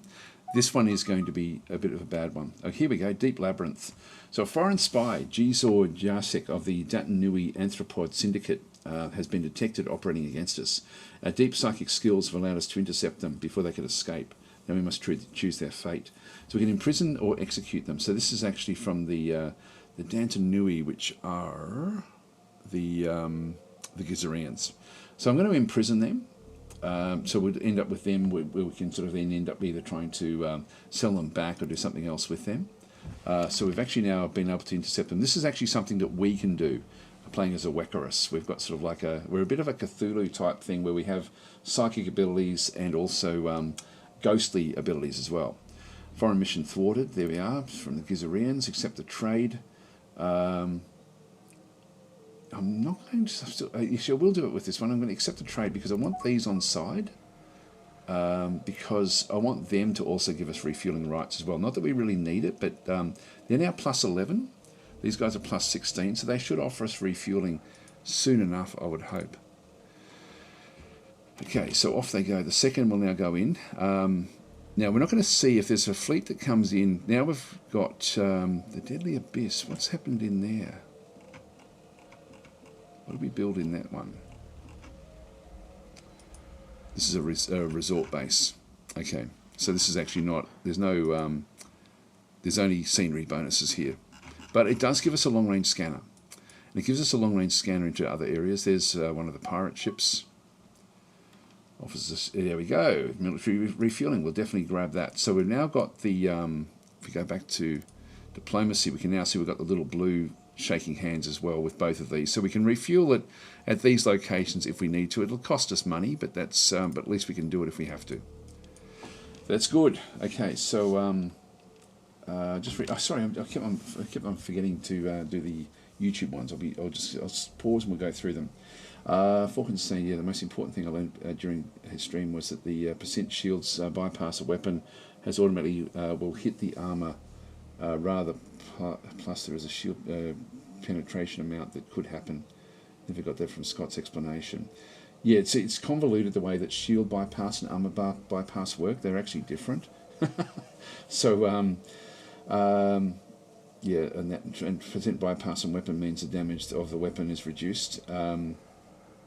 Yes, yep. So also found a bug when you select something that highlights systems and planets and they don't clear for search. The old highlight circles start to flicker when up close. Oh, okay, yep. So that's just a visual one. Okay, highly educated trucker is saying from YouTube. I'll just see if there's anything else that I missed over through here. How much damage, so me, myself and I are saying, how much damage negation does potential targets have? The more the bigger the guns you need if they have little damage per second is king. Not necessarily, and this is actually the what Boland was talking about before. Is that and let me explain it to you on my ships, for example. If I go back into my ship design, so the question is, just to sort of restructure that because it's sort of now out of context a little bit. If I go and edit my frigate, so if I have a look at my frigate, for example, and so this is the frigate that we actually have. In through this other side. So it's got the different types of weapons, etc., etc. But it does actually have also, it's now got 2 Corvidian shields and standard armor. And so when I have a look at it, you'll see through here that the Corvidian shields here have got a shield resistance of 1. And so what that does is shield resistance is sort of like when a weapon hits the shield, 1 point that it would be doing of damage comes off the damage that it does. So let's just say it was doing 10. It will now do 9, and then the 9 will be applied to the actual shield itself. And similarly, if it goes through into the armor you can see there has got a reactive rating of 2. That's the same deal. And so basically, if it's got 10 damage coming onto armor, it's then going to do 8 damage instead. So the smaller, and this is what Boland was talking about using railguns. So if we have a look at a small railgun, for example, so this one here, in fact, if we have a look at the medium railgun or the small railgun, what we'll see the difference there is that the damage per second is double, but the damage is the same. These do 11 damage. So imagine that hitting our ships, and railguns also have like a shield bypass of plus 40%, but an armor bypass of minus 20%. And so this is actually a very classic example of how this actually does work. And so let's just say and the railgun, you can see there, it's got a the shots per volley is 1 for the small, shots per volley is 2, but the damage, the firing rate is every 2.2 seconds. So they both fire at the same one, but there's 2 volleys coming from the medium. So it's essentially a double turret, is all it really is, but it's still just 2 small turrets next to each other. And that's reflected by the size, 13 versus 26. So these, when a pellet hits, so even if it's a medium-sized pellet, the shots per volley is 2. So there's 2 shots going in. They both will do 11 damage per pellet that actually does hit. So railguns have got a very low damage overall. And so let's just say that the 11 hits our shield. We reduce it by 1, so we end up with 10 damage comes in when it actually does hit our shield. And let's just say that with the shield bypass, let's just say it does hit our shield, then 40% of that damage will then bleed through onto the armor. So essentially 4 will go through to the armor, and 6 will then do damage to the shield. And so it then goes through 4 damage coming back through to the armor. The armor then has a reactive rating of 2, which means that there's only 2 damage to the armor. So then there's a slight, in fact, it's 2 damage, but 20% of that gets taken off. So the armor bypass there of negative 20%, which means that it basically does 1 damage. So it does 6 damage to the shielding and 1 damage to armor when it comes through. So it's convoluted, but that's sort of how that one does work. So the reactive rating and also the shield ratings, those sort of things where they take the numbers off, means that you do very, very little damage with things like railguns overall. Once you start to sort of get up into your high ratings with reactive armor, and later heavy armor has rating 4. So it's sort of one of those things where so it's balancing. So when you split 60-40 on small railgun damage, some damage is fully mitigated by higher level. Yes, it is. If 4 is getting through and only 20, and it's minus 20%, let's just say it's 3 that we're really looking at, and we've got reactive rating of 3 or 4, it means no damage will actually be done to the armor, even though some of it's gotten through. But it also means that we're doing less damage to the shields ultimately, because it's bleeding through and then doing no damage to the armor. I hope that makes sense. This is where understanding the different weapon types and how they work can be very, very cool, like just to get a feel for it. This is why when we were talking before about the pulse wave cannon, the medium pulse wave cannon, you can see it's still got 3 shots per volley, and it does 20 damage. Our small pulse wave cannon is, the small one through here, has also got 3 shots per volley. Hang on, no, we've got a firing rate there of 7. What's this one here? Firing rate of 7. It should be, that one does, this one does 20. This is actually a bit different. This one does 11, and this one does 20 damage. So this is actually this is still just a single mount that does, or a triple mount or whatever it might be, because it's got 3 shots per volley. But it does actually do double the damage. So unlike the railgun, which is these ones do exactly the same damage, it's just the amount of firepower that's being shot through is what we're looking at. So when we look at the 7.2 per second damage coming from the medium railgun, it's not anywhere near like that in reality once you start to get reactive armor and shielding. So once you start to sort of get those negatives on the shielding, that comes way, way down. So even though that looks like a really impressive weapon, it's actually not in the sense of what it does do. In this case, we're doing 20 damage per shot, and this one's only doing 11 damage per shot. So this one is suffering from the same problem as the railgun. So as a pellet from the railgun, and there's 3 shots that do go in. So instead of it being so this one ultimately does actually have like 3 different shots doing 11 damage per shot. This one here is doing, where are we? This one here doing 20 damage per shot with 3 of them coming in. So shots per volley, and then the damage per shot is 20. So ultimately it still does a fair bit of damage, and so there's a lot less that gets taken off this one.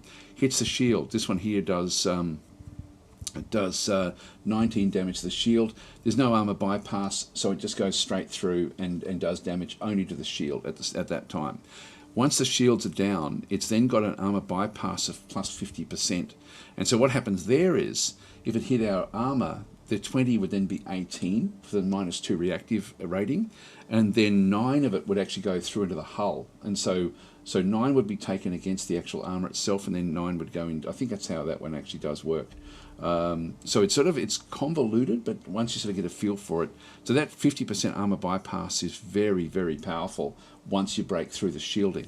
Now there's one other aspect of this as well. If we have a look at the Corvidian shields, see there's a shield penetration chance there of 15%. It means that 15% of shots, the shield won't even stop them at all. They're just going to go straight through to the armor.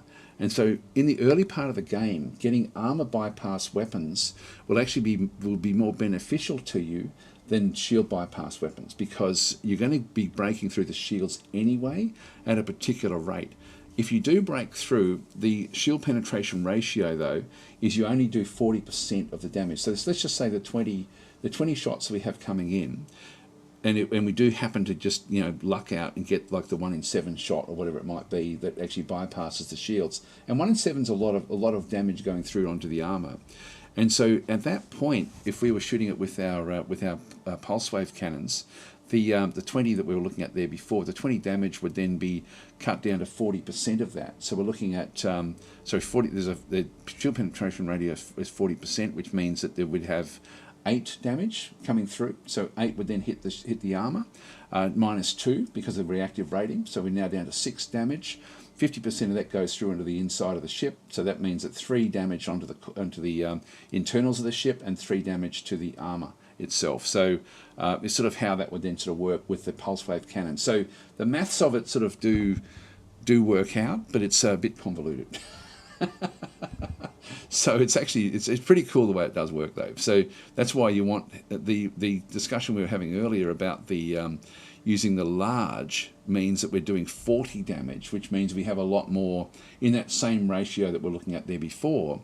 The reactive rating won't have anywhere near the same impact as if they were doing 20 damage or 11 damage, if that makes sense. So it sort of it really does sort of change a lot. So that's how much damage negation. Yeah, so hope that answers me, myself, and I's question. So better crew systems to give more room for weapons, etc. So sci-fi stop. That's a point. That's a point. Yeah, we might have a look at that. I'll just cancel this one out. We might come back to look at that one. So the crew systems, it tends to be the same size though, and I don't think we're going to be able to. I don't even think we're close to. If we have a look back at the frigate again, the frigate really is the key to what we're doing. If we just go and edit this one through here. So crew capacity 94 of 145. So we need 94 and we've got 145. So at the moment we've got one crew system here, and we're going to always need, we've got 125 crew on this one. So getting better crew systems is all it's going to do is allow us to have more crew, but we won't get the size will still be 10. So we're not going to get any benefits there, unfortunately. Yeah, so that's that one there. So highly trained trucker is then saying, can you give some tips on how to make the upgrade process for custom ships less obnoxious? It's getting used to knowing what will do what, I think is the key. If it's something that in one sense, just having the AI design the ship, you can have the AI design it and tell the AI what you want to focus on. That's one way to do it, so that you don't actually have to do it yourself.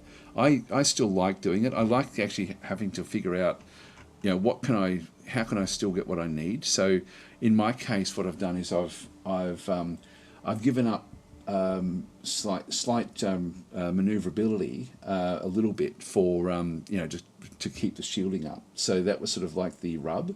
But if you can actually tell the AI, if I cancel out of this one, if I go into the and close that one out.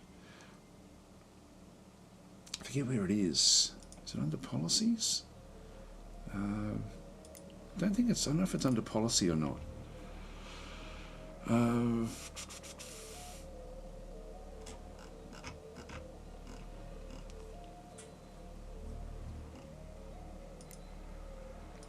It's just the priority of doing them. This is the ratio, so you can sort of change those. Oh, here we go. It's this one here. So if you're frustrated with doing it, just let the AI do it. But what you can do is you can come back down to your weapon and component focuses.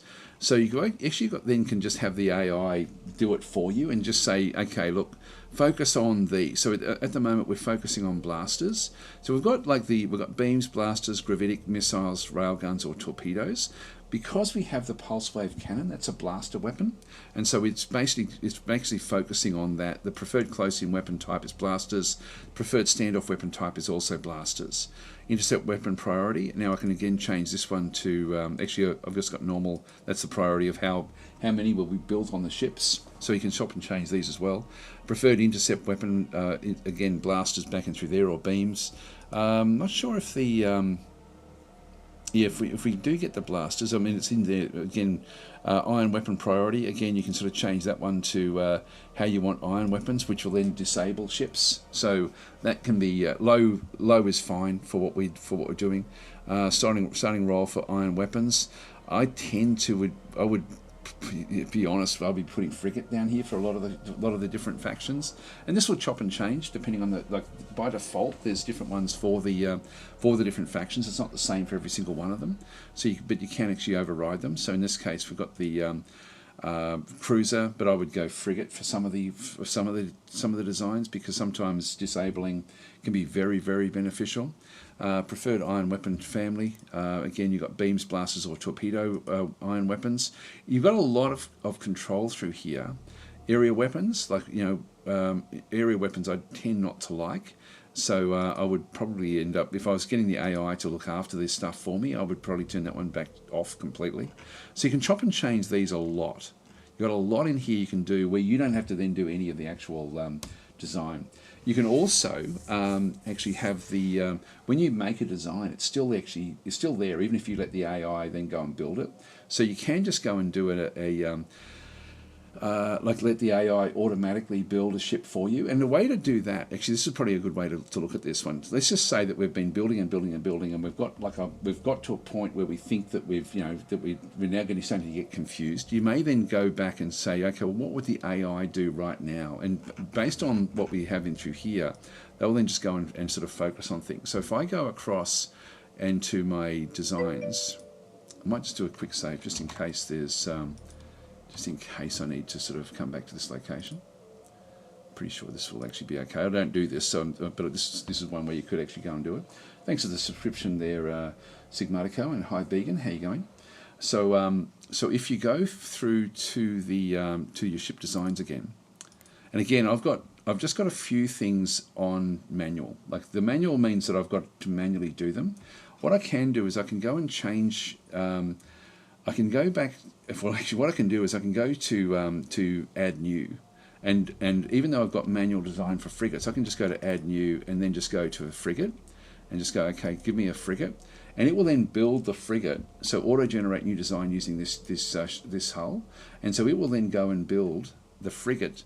It's put 4 engines in, for example. It's got a medium pulse wave cannon and a buckler repeating blaster, 2 shielding. So this is what the AI would then go and do. So you can just go and then cancel that, and you're still back to where you were with what you had, but you can see what the AI would do. So that's just add new, and then auto generate. Just so, choose what hull you want, and then just go and auto generate. That way you can see, okay, the AI, as opposed to what I'm doing, is putting in more engines at the expense of weaponry. So it's actually it saved the weapon mount. It's also using a small weapon through there, and it's still got 10 more slots in through there. So so we could actually put another buckler repeating blaster in there if we had to. Having a quick look back through here, yeah, well, that's all pretty much the same. Sprint speed is crazy, like that's massive. That's why I don't bother with using the Wackerus.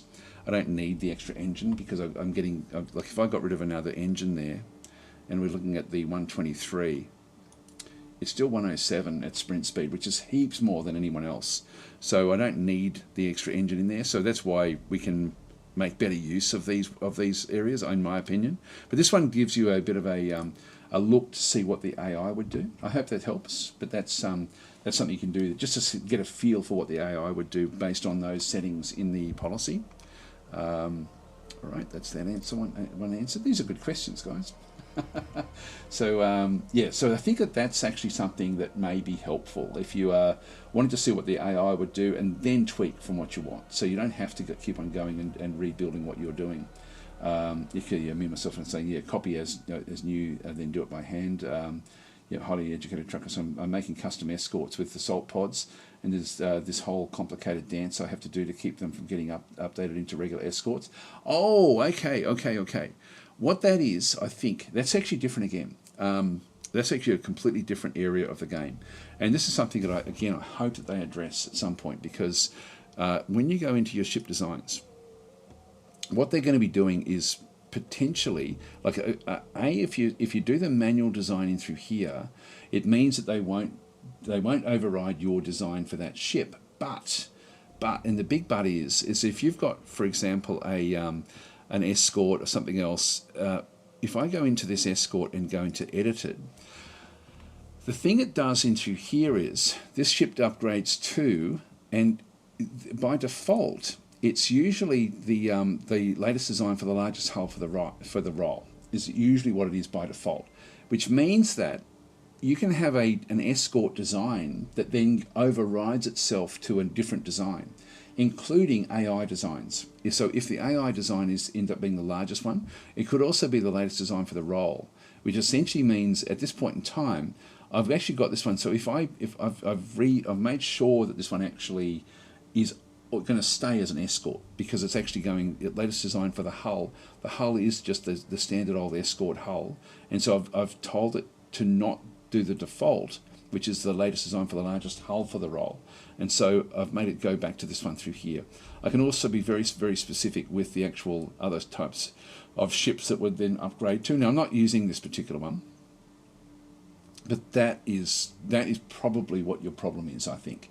Is that setting, and that's a pain in the arse. It only just came in a month or two back, I think, where they've actually now got this in here, where it sort of it by default it overrides. It's actually something when you do design a ship, and so for example, even with my frigates, if I go to something that I haven't actually done anything with, if I go to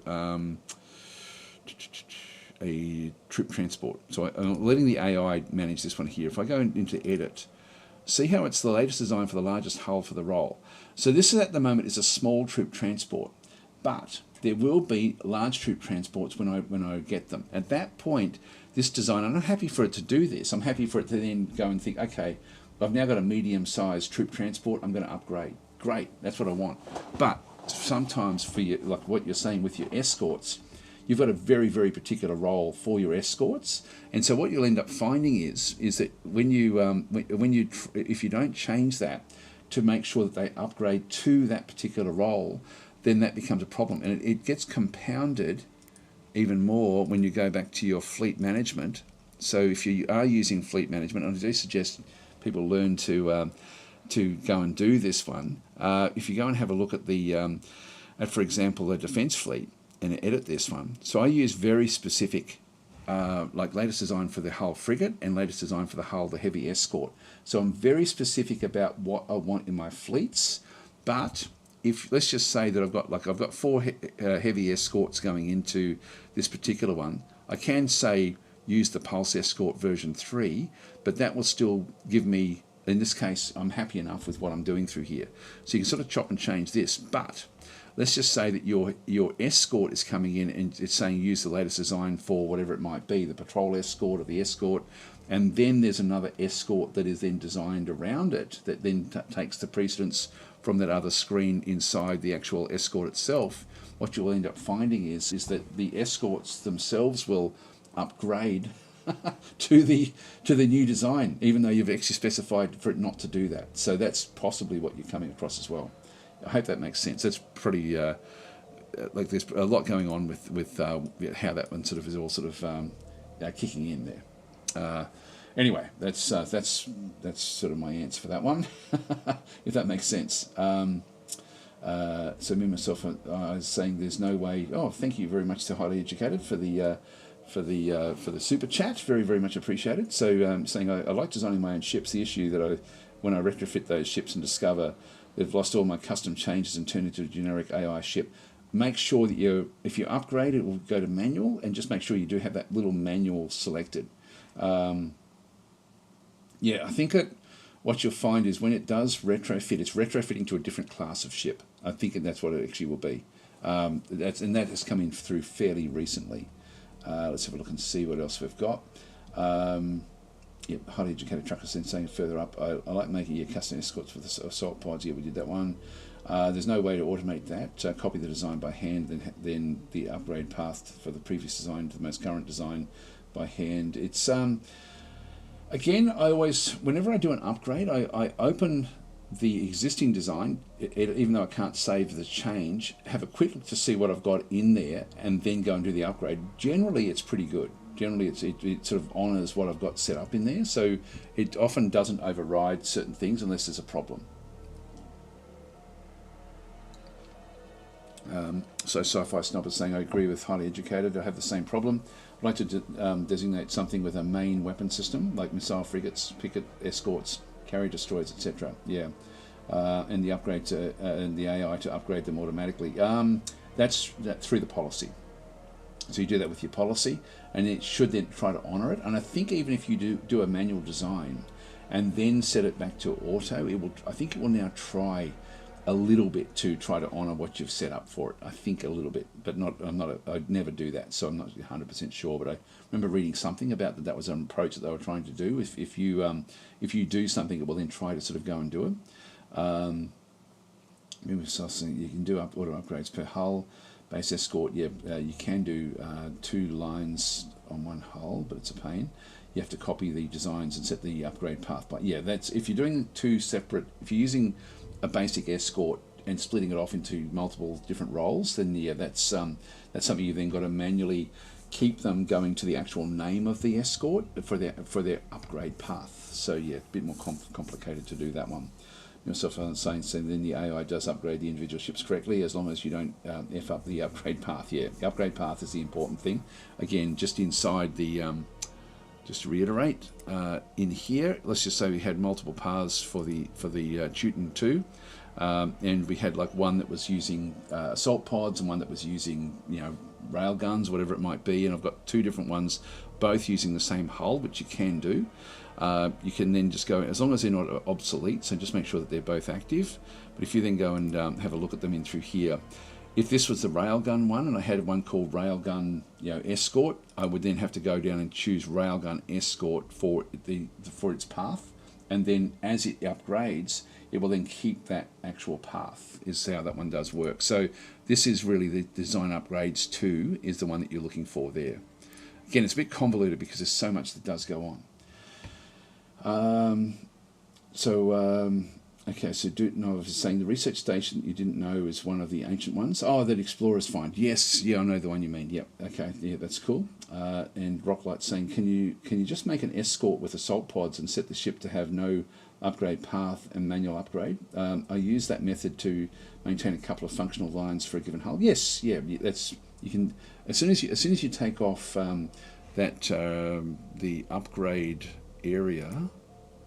Hull upgrade, as soon as that becomes manual, it won't do anything without you actually doing it for it. And so if I go to anything, if I go to troop transport and click on upgrade and then save it, it will then automatically make that one go manual. But I always click them to manual when I want to do it, just so I know 100% that the AI is not going to override what I've done. Otherwise it will override when it's got the opportunity. So it will always be trying to optimize, again, based pretty much on that policy setting that we saw before with the weapon and component focuses. It will try to honour this and try to honour other things that it sort of has as well.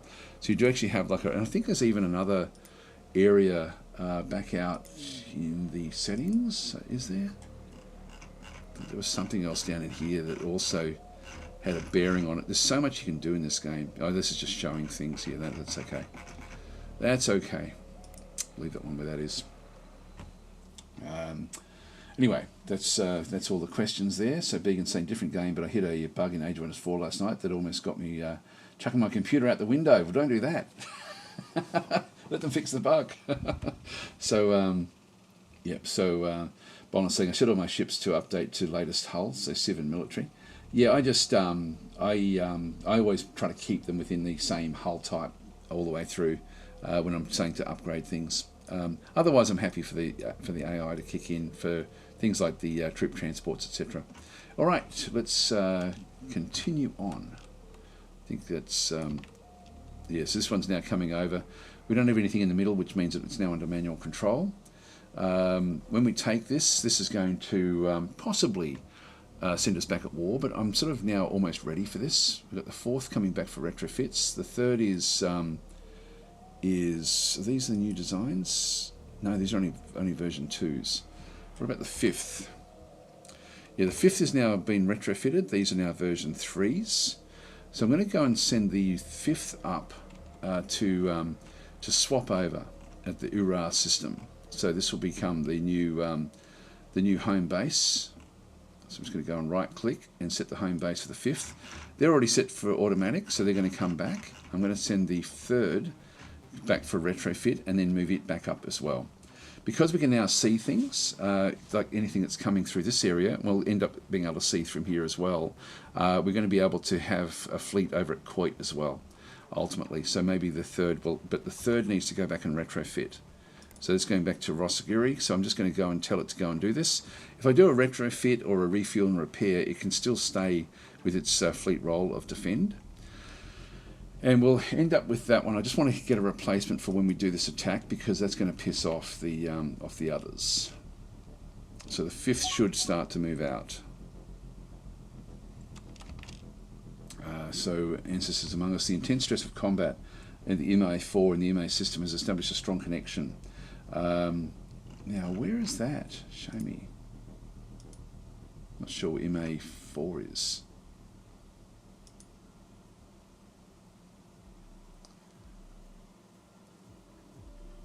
Hang on, why are we invading this planet?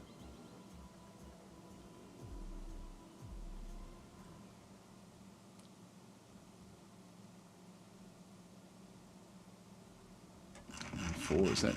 Oh, that's over there. Now, this is actually a rebellion. They're rebelling on our behalf. It's not going to go easily, actually. But these are just militia. Yeah, they're rebels. So we've actually got a rebellion happening. And what's actually happened here is that with the rebellion starting, now they're going to have to make their way through here. So and again, the reason it's rebelling is because we've got better control in this area of space, and it's too far away from the Ikaru home areas. But the Ikaru fighters are very, very strong. We have a slight advantage here, and we've just got another Ghost General has just come in with a 10% troop recruitment rate, which is not going to help them fighting at all. But anyway, let's just see what actually happens through here. So we'll just go and. Yeah, General, there he is. Actually, there's even a Ghost General there.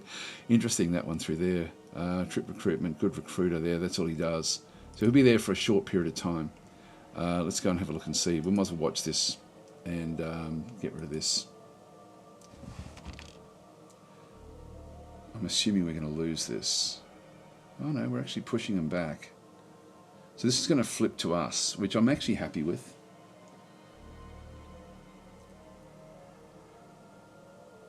Now the Ikaru should be, this is just a sentinel force here.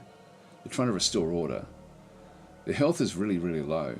There are some Shandars here as well that live on this particular world. And some Tikans, so they've sort of come in because they like to spread things around. Actually, it looks like our rebels are actually, so these rebels have taken it on to invade this particular world. It's not going to impact us at all. Like these are just some adventurers that are out and about. we didn't set this in operation. This is good. We're going to get this one here as well. This will be so they'll flip to become one of us. We can actually do subterfuge to do this, and it may have been that we actually set up like a rebellion. So the oppressed inhabitants of MA4 have switched allegiance from the Ikaru and joined us. So we can now dismiss that one. That sort of does clean up this region of space. And we have 596, and because of the rebellion, I'll just pause that. So the rebellion that actually happened there would have still been Ikaru that would have actually done that one. But look, the assimilation is 100%. So these guys are actually quite happy. So what we now want to do is we've got the resource, and this would be one of the reasons that they would have been very, very unhappy. Their development level is really, really bad because nothing can really get here easily. They do actually have a spaceport. So we picked up that spaceport as well, which is great. But they don't have a lot of resources. So they've got some, but they're struggling. So we'll be able to now supply this one properly, and then they'll sort of go from there. Now their troops, I think what I'll do is we'll just go and throw in some. We've got trappers, we've got protectors. Now these have got a defense of 122. These are 201 for Sentinel forces. I'm just going to grab a few of those just to set them up. Again, these are going to become a bit of a target, and it's a fair way away now from the rest of our colonies. So we've now picked up that world. So we've now picked up a Dayut world there, and now an Ikaru world there. Now this is, I don't really want to be going to war with them. They've got different locations. That's actually a Dayut location there around that world. It's one of ours. So we had some presence here beforehand. Let's just keep it where it is for now. That's going to certainly change things around. All right, so just read a few more comments there. Highly educated trucker saying, tried making weaponless construction ships so that they wouldn't auto retrofit every time I research a new weapon that the construction ships shouldn't be using anyway.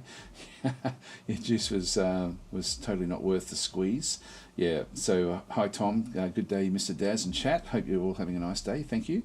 Me, myself, as I saying, at you on the Matrix forum, if yes PM Arlen, he'll help you. What was that one for? Okay. Matrix Forum is a good one. If you do actually have any questions, Steam they do actually monitor Steam as well. I think they're quite responsive. I find. Although having said that, I tend to be in the beta more than anything. Got a general there as well.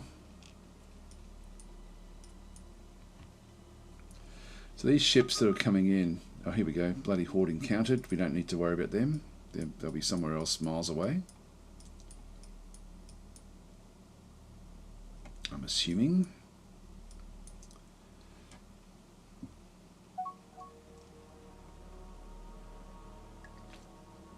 Oh, there we go.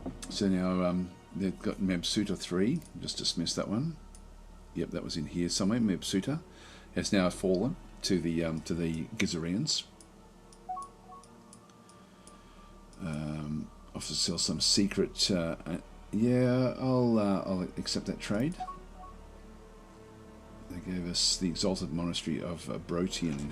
Where's that? There.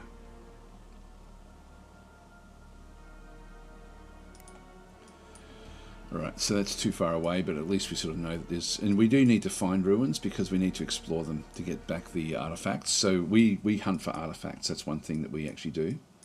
Right, so this will be interesting. I do need to get this, and I've sent no real protection across. So if we start to attack this and we get attacked in return, we may have to run.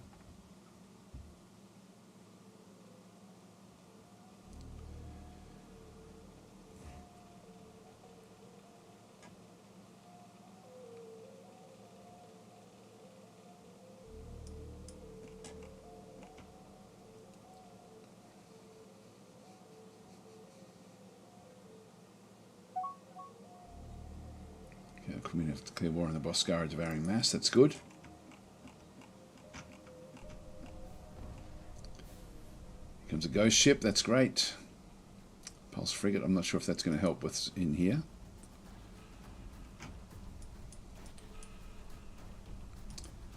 This one. Does this one know that we're here for this reason? I think that ghost ship just doesn't realise that we're doing this attack, it won't approve.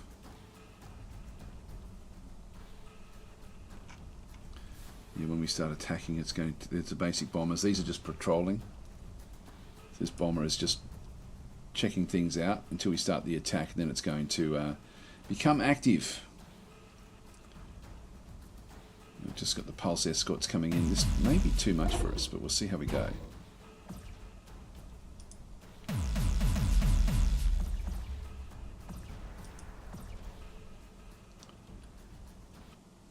Hopefully this will be enough. We've got the 3 escorts.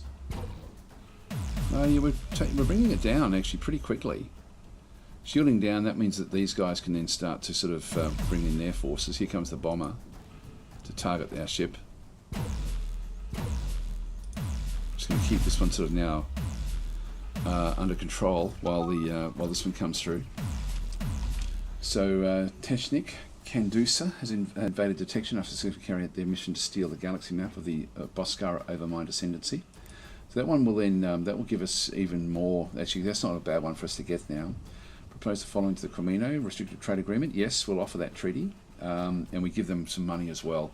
The Quamino, I do want to be getting them on side. So the Quamino are they're Sectarians. I'm not sure where the Quamino actually are. It could be them there. Yeah, that's a Quamino there. So we have the Boscarans now. So this is actually by getting that what they've got, we now actually can see a lot of what the like all of this stuff has now been explored for us. There's the motor system that had fallen before. And this is actually an old Wecarus planet. That's interesting.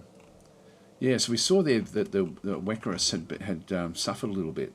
So this is actually an area that we could actually end up trying to control ourselves eventually. And we've got the Boscarans and the Mortallans are both sort of trying to vie for that particular location. Interesting. That is interesting.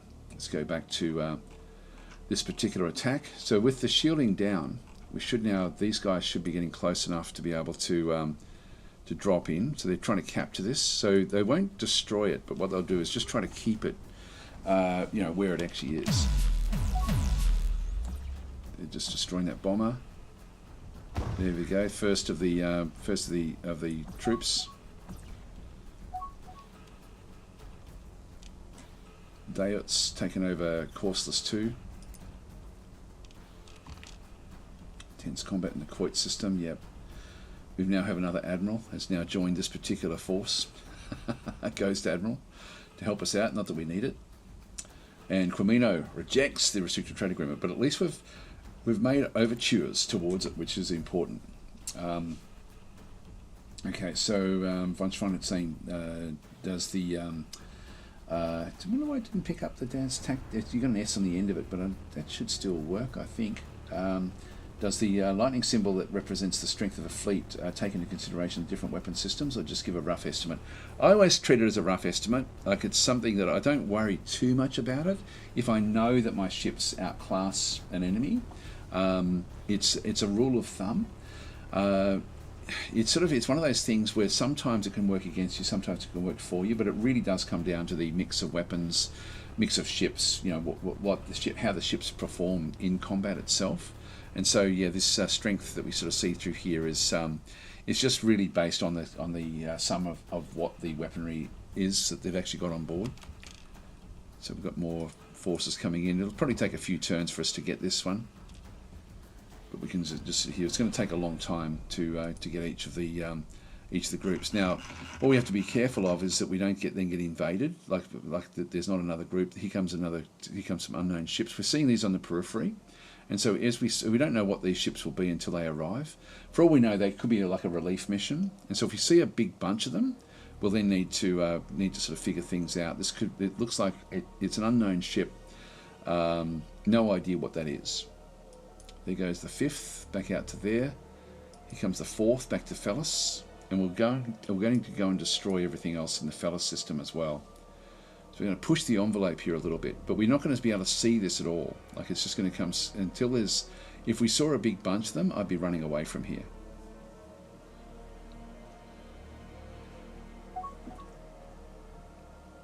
Yeah, so they've actually taken over Riffro, which we should be able to see.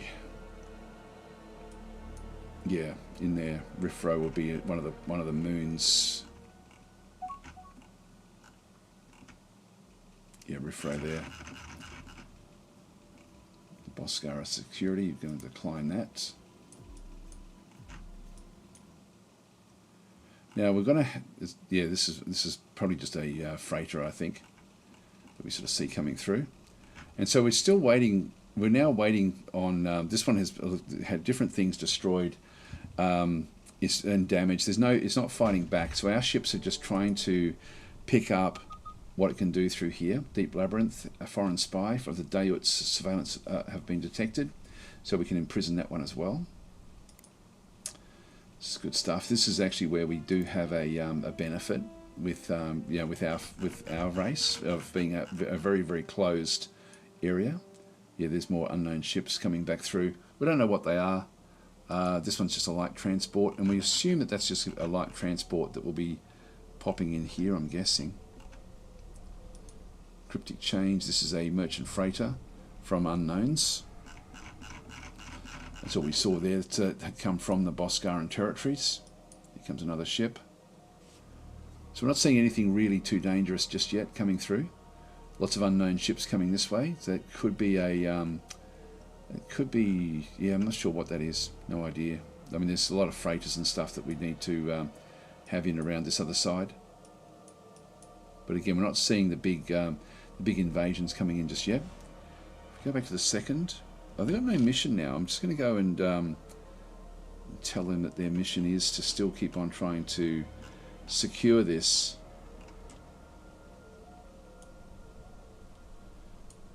No, because we're out of these. I'm thinking it will still try to do it, I would assume.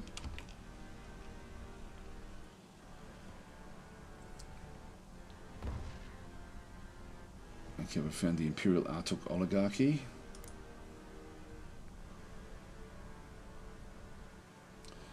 So when this fleet starts to pick up more boarding assault strength, we'll just send it back in again.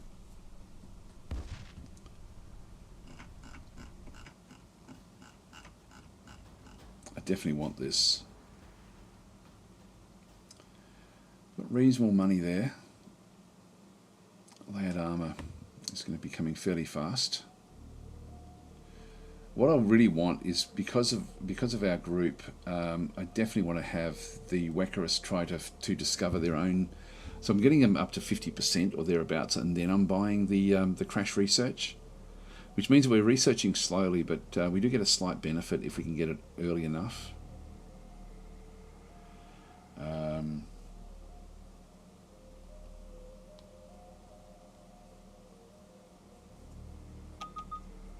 Alright, the foreign spy from the Boscara has also been imprisoned. So we're capturing a lot now. It's good. It's going to sort of stop a lot of the spies that were coming against us. Which means we should be able to protect our IP on the different things.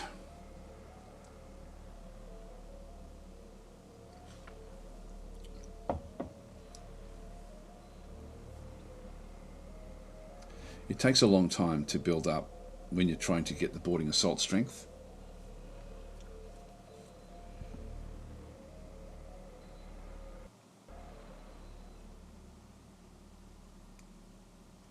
Yeah, money's going backwards slightly because of this new planet. Until we get this one under control. There's a whole lot of freighters now coming across to sort of supply this particular location.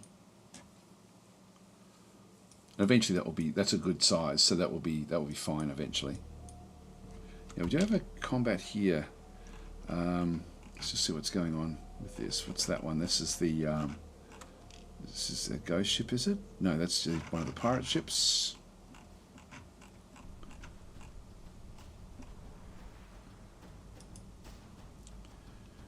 Yeah, that one has built a bomber.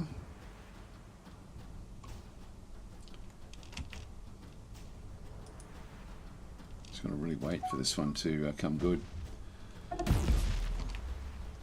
Yep, there we go. That's now just done that one. And we've got a little bit in through here, boarding assault strength. Okay, so the escort was under attack. Just dismiss that one. Still got no mission. I'll just see what it does. Offer restricted trade agreement. Propose the following. So we get the restricted trade agreement and some money. Yep, we'll offer that treaty as well. These are the both the the aquatics that we're sort of now dealing with. 328.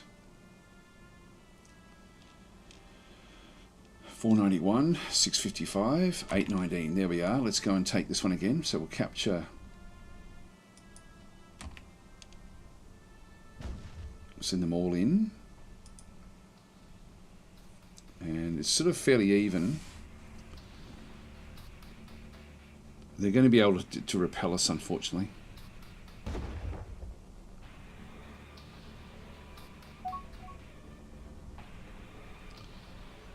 Just got to hope that we sort of do enough damage to them to be able to then come back in a second time. They reject that agreement as well.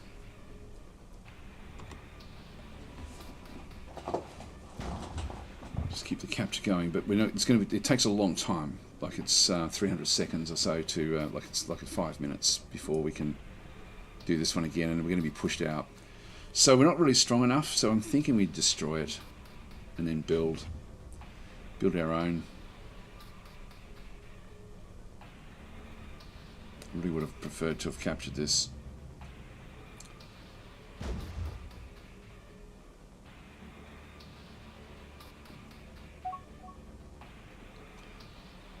Let's do it the capture mission. Let's just see how we go. Like, unfortunately, they've pushed us off again. And all the damage that we're doing is actually not really helping all that much.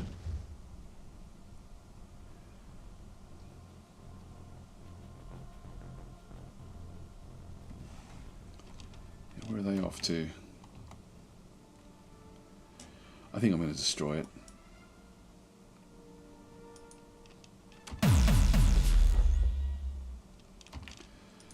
Let's have a look and see what we're down to now. Command center is down. It's been destroyed. The crew systems, though, are probably how they're getting their defenses.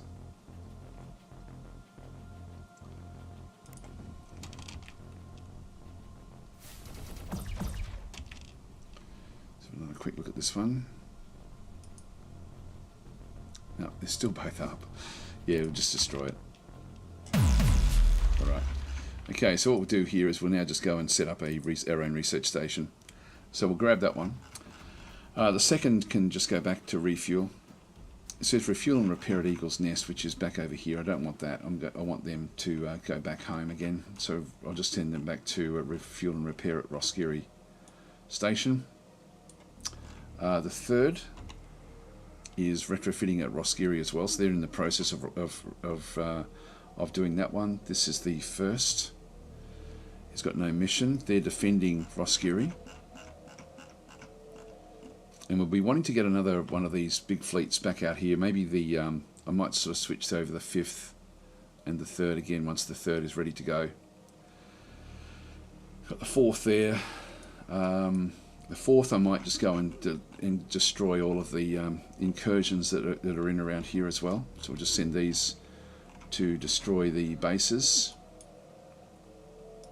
Now if we have a look and see what our reputation is doing, you see it's attacks on military ships negative 9.1, so and this is now going to be even worse. So no one's going to want to deal with us after we go after this after these mining stations. So this is a sort of this is a aggression that we shouldn't be doing.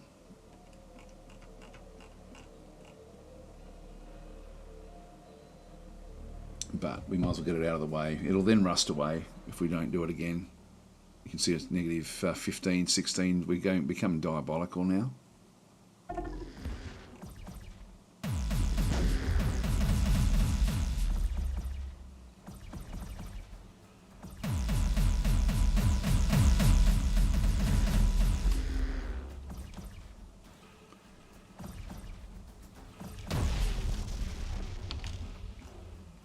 Okay, and we'll build our own large mining station here.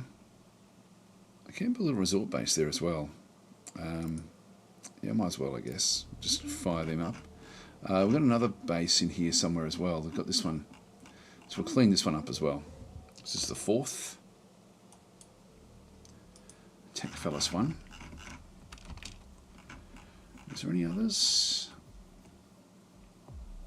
No, that's okay.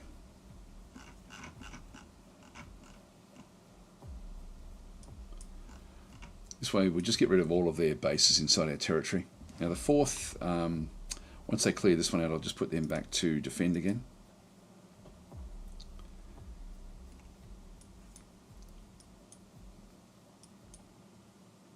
Let's have a look at our construction ships. We've got a fair few of them.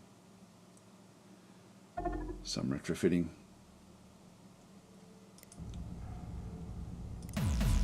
We're still at 19.3, so we can't get much worse than what we've done. And this will then rust away slowly.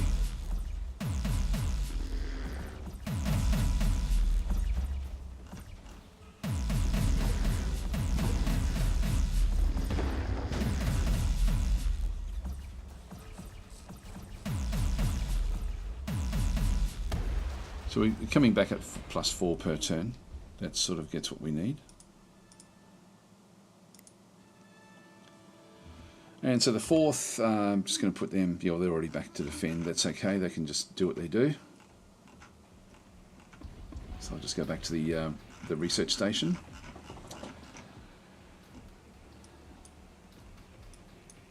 And that's sort of, we're in a good position there.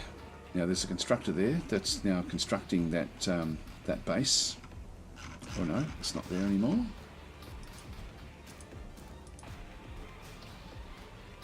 It's going to be for retrofitting. I'm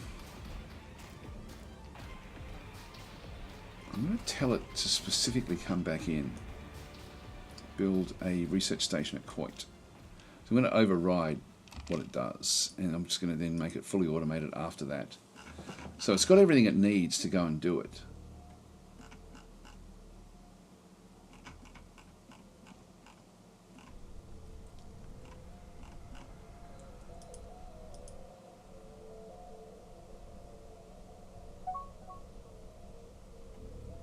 And there is actually, it's a dangerous location.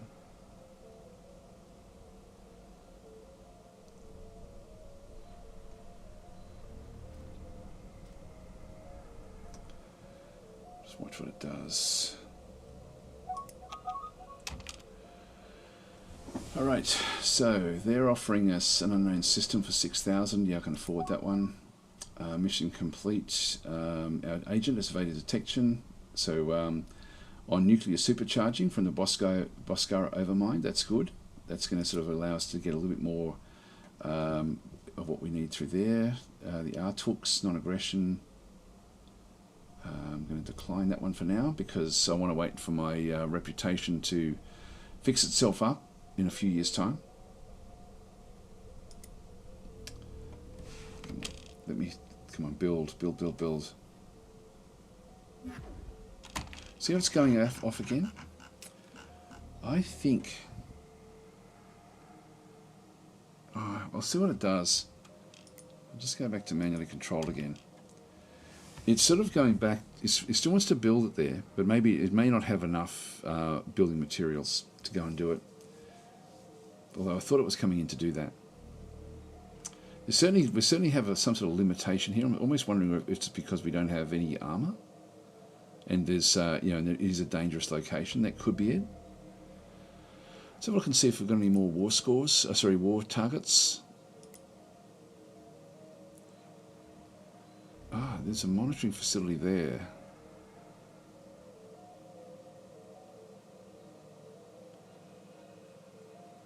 Oh, they wouldn't have their own.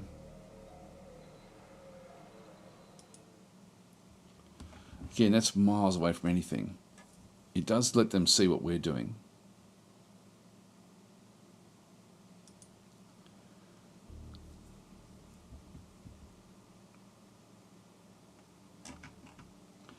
So this is not a standard one, I don't think.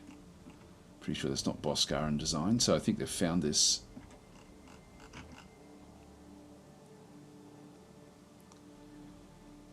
wonder what they'd pay for that. I wonder what we'd have to pay for it.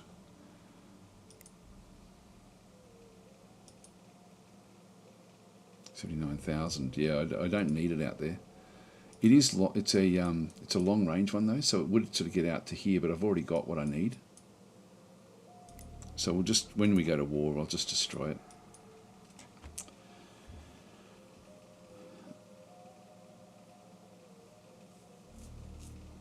A bunch on it saying, yeah, in some games research becomes even secondary. My humble opinion, spies should only be able to spy on the next available tech and get a big negative if it's a faction specific tech.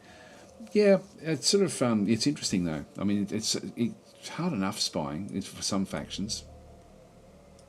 Like our research isn't great. We're up 50% now. I'm going to go and pay for this. Pay the costs. So we'll just now get our own. We'll just go and crash the research there.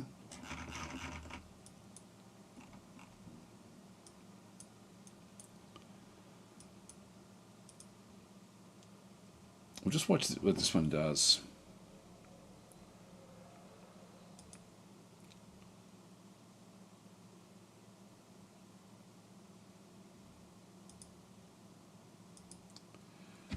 There's a Boscaran travelling ship. Must be coming in for refuel at Fellas.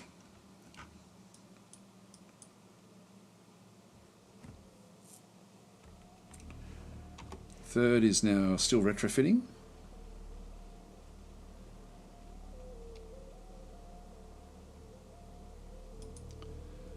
These ships are still limping back. They're miles away. Oh, these are miles and miles away. Motus 1 was captured again. Comino have now invaded Motus 1. Wow. Okay, so the Comino are here now. So they're attacking the Boscarans in through this other side.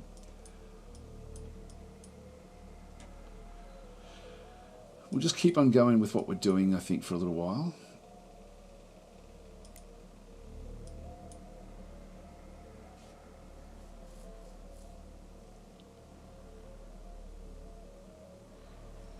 And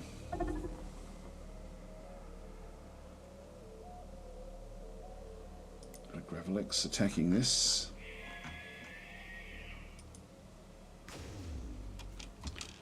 Yeah,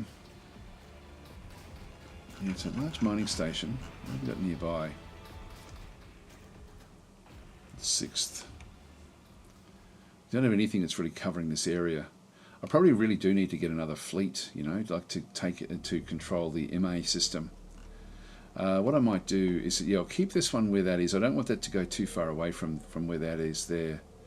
The 4th I want to keep out through here as well. So the 4th and the 6th are the only defence fleets that we've actually got. So what I'm going to do is I'm going to go and grab another defence fleet for the MA system. But in the meantime, what do we have? We've got the 3rd and the 1st. The 1st is able to go off and defend this. Where was it? Yep, Delta. Yeah, this one here, number 6. Where was that? 3, 4, 5, 6. This one here. Right, let's just go and send in the 1st. They're the only ones really around to attack this Gravelex, so we'll get rid of that one. And there's more of them in around here, so I think getting another defence fleet would actually be worthwhile. And our cash flow, even though our cash flow is negative, we're still making money. So I will grab a 7th fleet. We'll just go back into our fleet templates. So defence fleet is what I want, with 8 ships, and we'll go and build a new defence fleet and we'll do that at Cantrilla 4. Alright, so that's that one through there. This is the 7th fleet, so we'll just make it Control 7. And I'm then going to tell it that its home world is back here at this Ikaru planet. So home base will be back that way, and it's going to be automatically set to defend, and its role is going to then encompass these areas, which is going to be fine. So if I just keep that at the at 50M range, that's going to be fine. So not a problem. And so once that's built, it will then ultimately look after these different areas. So we'll allow it to continue on.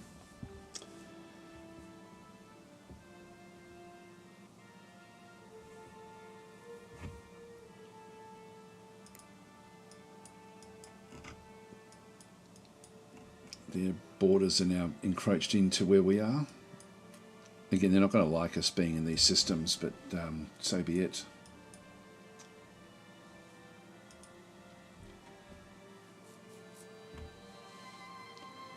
We'll just see if this one has to pick up more stuff. Still wanting to go off and build that research station. We might just watch what it does. 235, 171. Yeah, who knows? Who knows what it is?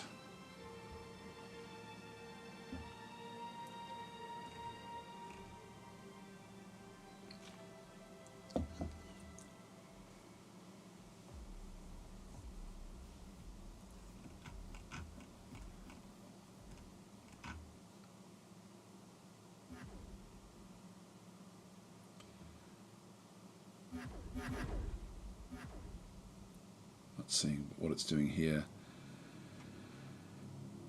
So it may be picking up more things to build what it needs.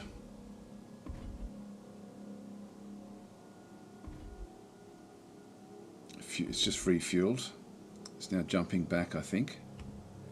I didn't see any change to what it was carrying, so I'm hoping that that's okay.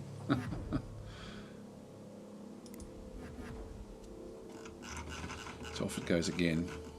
I've got a funny feeling, for whatever reason, that our ships just don't like this. The Artooks and the Teekans are at war. It seems appropriate.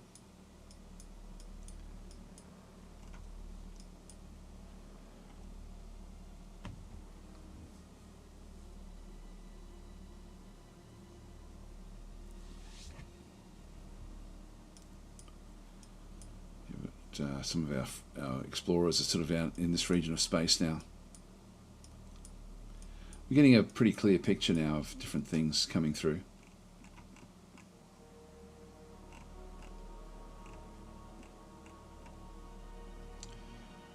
This moon is just frozen for a second.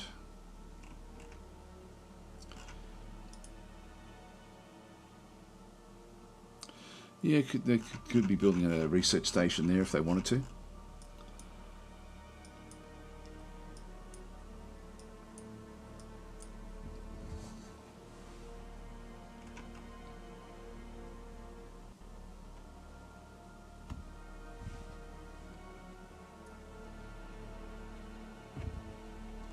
It's funny, like since I changed those colours, it's so much easier to see what's going on.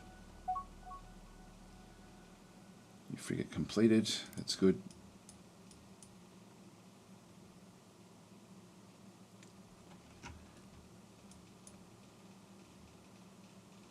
See how we're going score-wise.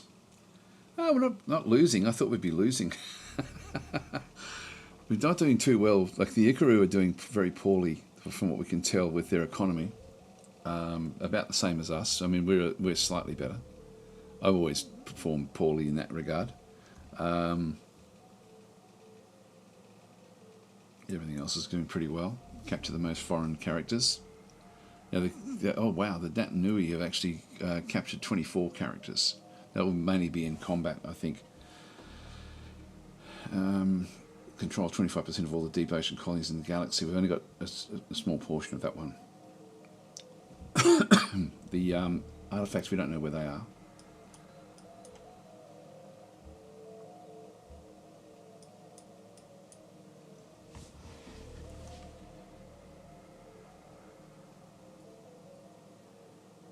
You're getting absolutely trounced. We are, but we're still okay. Whoa, what's that one? Hang on. Where's that? Dat Nui anthropod. That's down here somewhere.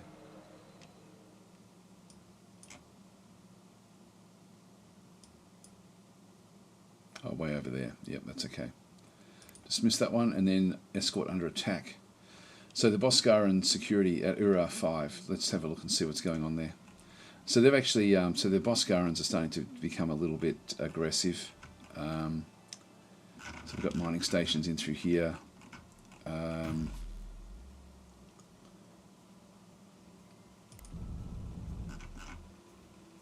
This is Ura 5, and this is this is Boscara security. This is a pirate ship. There's a fleet frigate trying to get away from our fifth fleet. It's trying to jump. Hasn't lined up yet. Come on, guys, smash it. Hyperdrive offline. It's gone.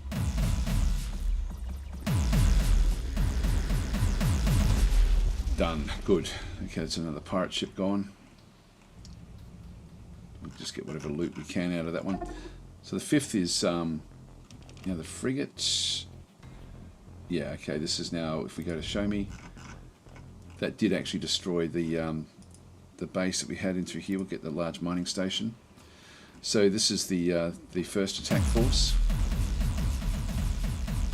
Just gonna kill this Gravelex.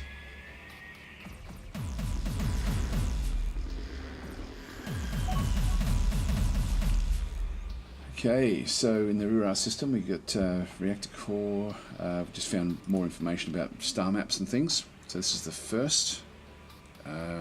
It's manually controlled. We'll just put that one back to its defensive role. And so it's going to go back to Roskiri 1. The third is... Where's the third now? They're still retrofitting. Yeah, we've still got these two big ships. You know, I may have to remove them from the fleet, because these are miles away. These are so far away.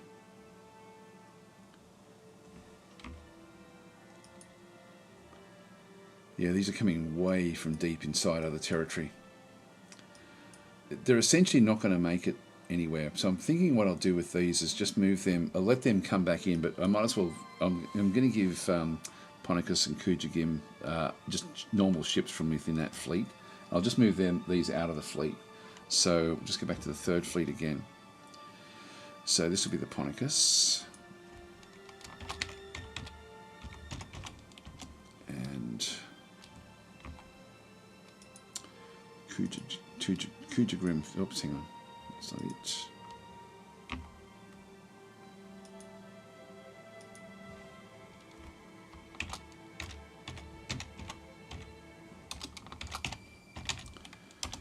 There. So and so the other big ships, I'll still keep them in with those names, but they're not really they're not going to be all that great. So I'm just going to go and leave the third fleet, but it'll still just keep on coming back through, and the other one as well.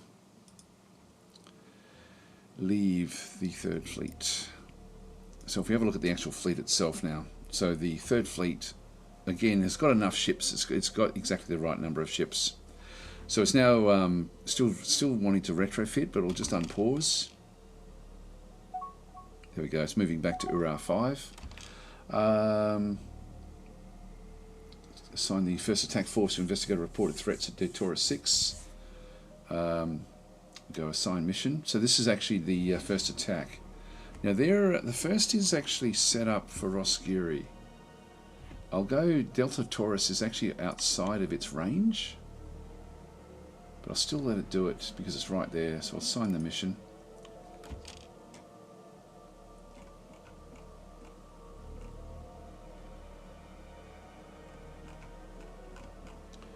Well, it's already now done it. So that will then move off. Your frigate completed. So this is the seventh group that's now going to be sort of operating in the back. Tigabon saying, "Hi Daz, when will you be playing that sweet Age of Wonders 4? You know you wanted. Maybe tomorrow, I think, at this stage. I've got another stream I've got to do early though, so I'll see how I go. It's also Anzac Day for us, so I like to sort of go to the dawn service, and so usually I may not have enough time, but I'll see how I go. If not, maybe later, because tomorrow's a holiday for us in Australia. because of Anzac Day. So that was sort of my plan, but it would certainly be over the weekend. If not, I do want to continue on that game. I'm enjoying that one.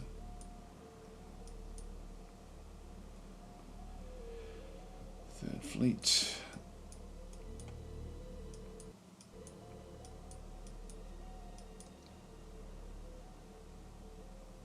Oh, here we go. It's under construction already by somebody else.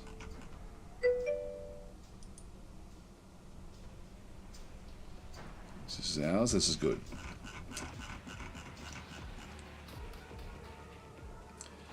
Okay, so Undersquirrel has redeemed a customer reward. Is this still a thing? Make a general or something? You can have a general, or we can. I'm mainly getting ships. We've only got one admiral, so you can either be characters or ships. And we've got the third fleet is really going to be our the fleet that will end up at Ura. There we go. So I'll just pause that one for a second. We've got a fair few things going on. So we've got the new frigate completed. That's okay. Accept treaty from them. No, we don't want to do that one. Decline. Supercharging. Nuclear supercharging completed. We stole this one, so this is actually now going to give us the better reactors. Still not enough for us to ditch a reactor. Our agent, yep, has stolen that one from the Boscarans. That's good. So we're sort of stealing the research. We have a bit of a look. We've got destroyers coming next. That is useful actually. Getting the I was going to be going off and trying to get that myself.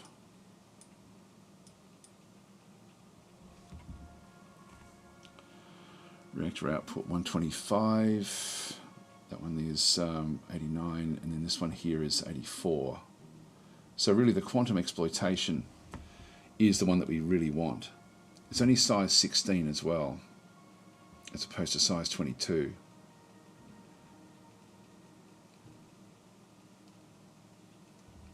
Yeah, that's pretty damn good. It's 10 years to get it. But gee, it would actually revolutionise our ships to get hold of that one. This one here is 6 years to get.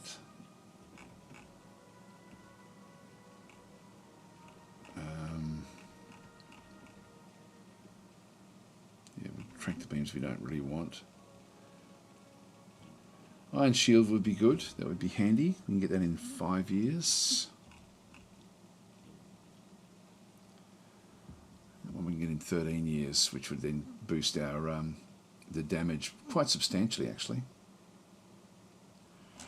But I think that we've got destroyers coming anyway, so we'll wait for those till we start those anyway. Layered armour coming as well. That way we can get the better armour on our ships.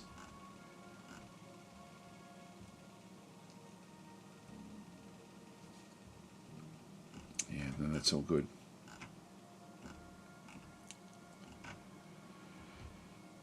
Even some of these, you know, fairly quick, but I think I'll just leave that where that is. System governance. We're starting to now get a fair few largish planets, so maybe even going that way to get rid of the corruption. It's 10 years though for that. It would be certainly be helpful. Just exit research for now. And which one thing we should do is go back to this planet. And just go and establish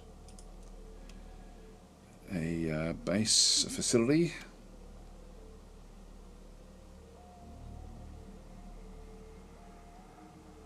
Get the admin center there, just to help with that one. All right, that's good.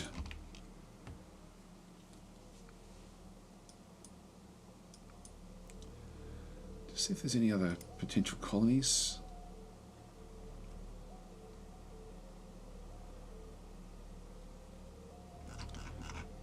Fleetland, where's that? That's outside of range. There's nothing inside the range that's suitable at all. So we're going to have to do invasions and so on and so forth to be able to then sort of take them through. This one through here, Vambernier conquered. Who's that? Yeah, Tooks. Yep, that's okay. We don't need to worry about that one.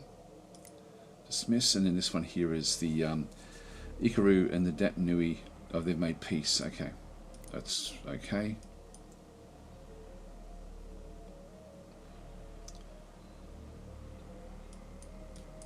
Yes, a lot of action going on over here, sort of away from where we are, which is good. Wow, these guys have actually been able to conquer worlds out this side as well. You've got a little world in through this other side. Here we go. Coit is now set up, so we now have range around that one as well. The 7th will then just go and clean out these different bugs.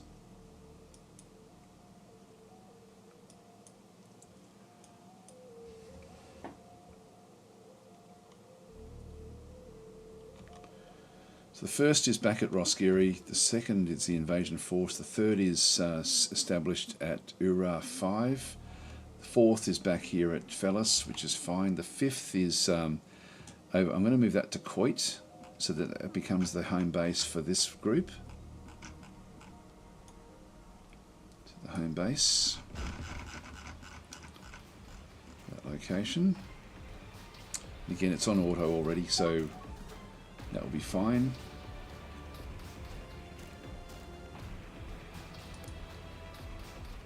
So it's going to have to go and protect this against the pirates. It's interesting. Looks like there's a ship graveyard there or something.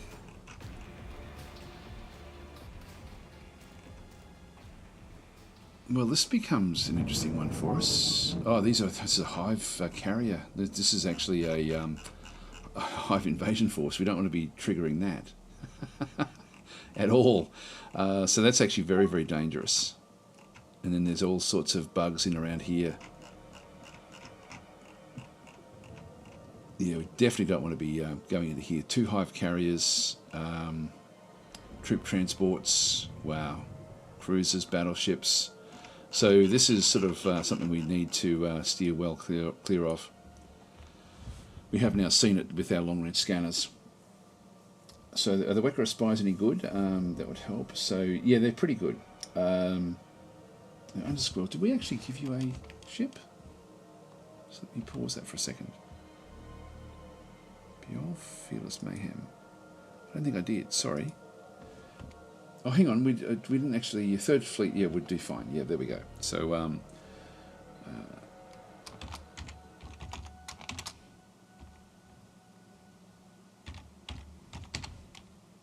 there we are. Good. All right, so the 3rd Fleet is now getting fleshed out.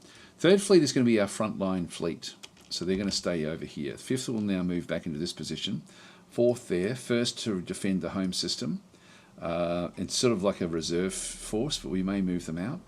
7th is moving up, 6th is over here, 2nd is also back here. So we do need to keep a group there, but we'll see, like we've now got very, very good vision everywhere through here.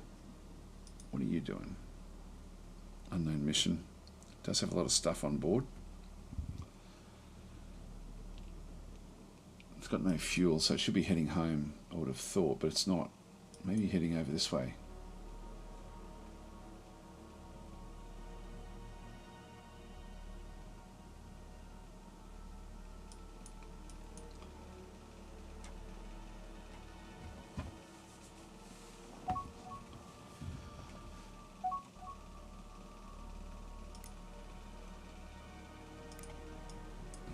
Seventh. Still got one more ship to be built.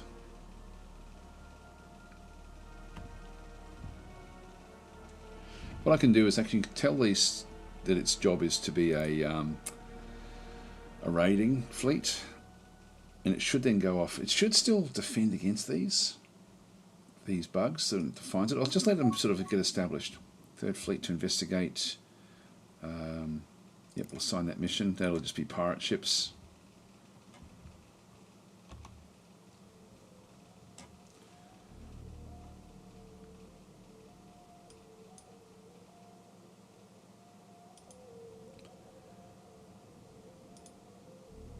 So 4th. If I tell the 4th to go off and raid, maybe. Let's see if it finds. Yep, to investigate reports. Yes, assign that mission. We'll do the same with the 7th. But I'll just wait for this one to be built. This heavy escort.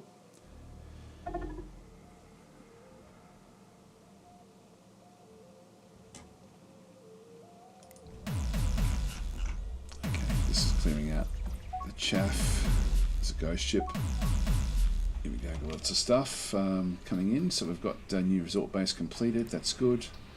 Under attack by Gravelex. Accept a trade, unknown system map, we'll accept that one for now. New escort now completed, and then a trade deal. Yeah, that's okay. We're only getting shitty systems information. So not really anything we have to sort of try to do. This is actually, yeah, this is inside their territory anyway, so we've got to be careful because that is actually, we do have a presence right on their border now. Well, I'm going to get the 7th to also, like, it's got no mission. It is set to automatic, but I'm going to get it to go and do raids as well. It should then pick up this one as a threat. So once this is now, this one should set off fairly soon.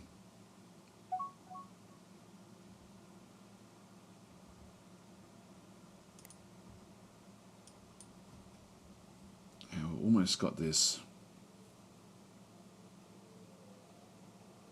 which is good. This will give us the heavy armor, which will actually round our ships out really quite nicely. Yep, so I'll assign that mission.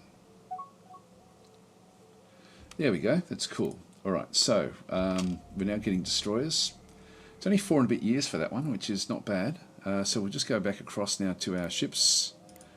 And again, it's only really the frigates and the pulse escort, so I'm just going to go and do an upgrade, because this is literally, you know, there shouldn't be anything else that changes. So we'll just have a quick look and see if there's anything that has flicked into there. The fission reactors, still not, we can't quite get rid of it, so I'm just going to keep that one where that is. Our size should be still the same as what it was. Yep, 4 off, with heavy armor now in through there, so that everything else is fine. So we'll just save and exit, and same with this one through here. Just going to do an upgrade. So where is it? Patrol. Heavy escort is the one that we want, the pulse escort. So upgrade. Again, just going to change it to heavy armor. And now this one here has actually gone over. How did that happen? Cancel. Let's have a look and see what we had. We had a pulse wave cannon and a plasma blaster. It got rid of the plasma blaster because the pulse. Yeah, so it actually got rid of one of these. So that so if I just do the upgrade here, so it's now put in 2 pulse wave cannons, and what we wanted to do here was have the have this one here as just a Boscaran weapon, which is smaller. And so this was going to be the medium plasma blaster, which then keeps it under. So we're 9 under. Save and exit. Alright, so that's I guess it's one of those examples where it sort of is changing things, you know, based on what it thinks we want to be doing with the upgrades. So Drexy's into saying I skipped his question. Sorry, Drexy, I didn't even see it there.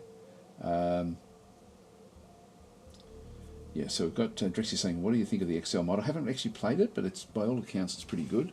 I sort of try to keep it pretty vanilla, like the game at this stage. Yeah, but, okay, so you also had highly educated trucker saying, I have not yet figured out how the actual problem with having negative cash flow nor the benefit from having positive cash flow does seem to strongly correlate with my actual income. It doesn't say, yes, no, that's actually, it doesn't, and don't worry too much about it. Like, I'm nearly at -8, which will actually be an impact now. So it's whatever your bonus income is essentially what you need to make sure you've got more bonus income than your negative cash flow. I can show you where that is as well, but this has now been established, so we can clear that one off. So in this case, if we just go back to just get rid of that one through there. All of their fleets, I just need to make sure that we go back through. This one here, I'm just going to do a manual retrofit on the second, but all the others will now go back and they'll just automatically retrofit. So with the cash flow, that comes from your Empire screen. Just with your economy, what you'll sort of see is that you've got your actual income, which comes mainly from taxation. So if you can get rid of corruption, that will help with your money. So like removing corruption is a big one. Not having too many small colonies is also another one as well. So if you have lots of small colonies, you're going to be draining your resources very, very quickly. And so you've got, for example, in through here, this is the cash flow, is essentially the cost that we have to run our ships, troops, and facilities, is along with other things like shipbuilding, etc., is the negative amount that we end up with through here, negative nearly negative 8,000, with what's coming through from this particular one. So our colony tax is projected to be less than the previous year. So that's a bit of a problem. It just means we've got more money going out through the like we may not have enough luxury goods coming into certain locations. I don't know if it was because we picked up the MA system. That will be draining a fair bit of money initially. So this is actually not great. And then the bonus income, so the annual bonus income, we just need to make sure that that's actually very, very healthy. At the moment, we're doing a lot of shipbuilding for the private sector. That will disappear. The previous year was only 3,000. This is 22,000. So we can expect that to be a lot less. Tourism is why we have resort bases. So this is not treated as actual income. We just take basically the bonus income is it sort of mitigates a lot of this negative. So as long as we're doing healthy in here, then this one doesn't really matter that much. But that's the important one. So I'll just leave that one where that is. Boland's saying I've sometimes had an update small to medium and wondered where the change was. Yeah, screenshots helped. Actually, that would be true. Highly educated trucker saying happy Anzac Day. Thank you for that. Well, that's tomorrow. So we've got that one through there. Sorry, I missed Diamonds there as well. So hi. I got was all about owning the very own digital gold. There we are. So I wonder why the trade bonuses are so low when the trade volume between my empire and some others is in the tens of thousands. You only take a cut. I think it's like tariffs. So, but I'm not sure how we impact that, to be honest. The fifth is moving back across.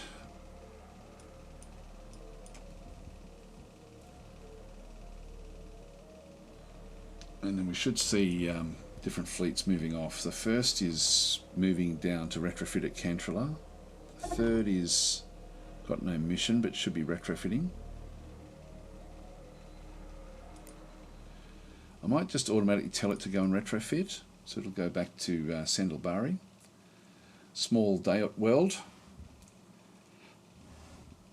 And even the fifth, I'm going to tell it to also go back and retrofit. So it's going to go to Cantrilla 4 as well. The seventh, I'll just let it attack the Gravelex. They will eventually sort of get and do things. So we're moving everything away from the border now. There we go. We've just spotted a fleet, just a defence fleet. Nothing too grand. Defence fleet back there as well. So I'm assuming that they're still fighting this war, and that they're sort of that they're active in this region of space again, which is why getting the Coit system is actually quite important for the long-range scanners. I'm just going to grab myself a drink of water. Be right back. So Clinton's saying, is Anzac Day really a happy day? No, it's a reflective day. It's a day for reflection.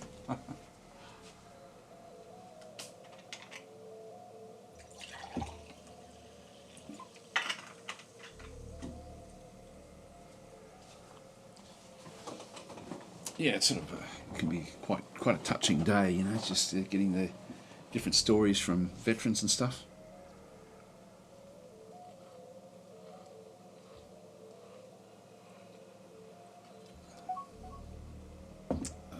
Okay, so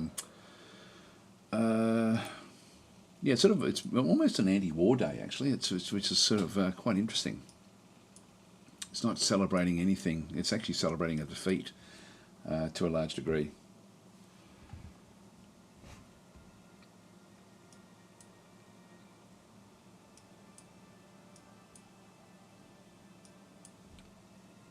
Alright, so we've got the lease now, so we've got a very, very good system of long-range scanners now back out through here. We haven't actually done any real attacks this episode. But we're geared up. And now that we've actually got this, and once we get the destroyers, that's going to be a fairly major improvement. The money situation is bothering me a lot, actually. This is now really starting to go very, very poorly.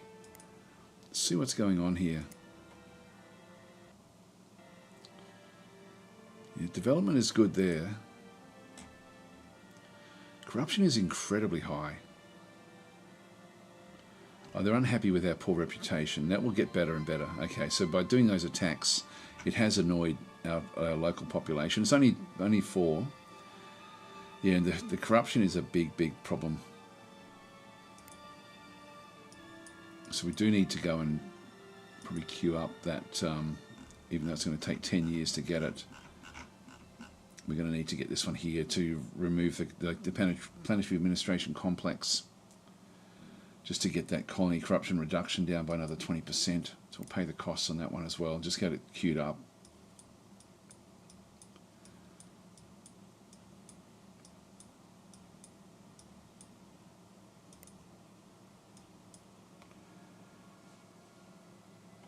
It's coming back a bit now.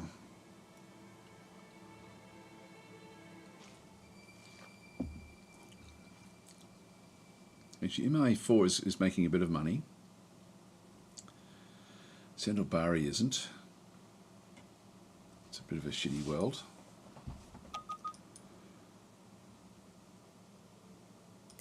Yeah, that's the Boscara Overmind, which is these guys. So we should have a really good picture now of everything that's going on in that region of space. We still don't know anything from the other side of the galaxy.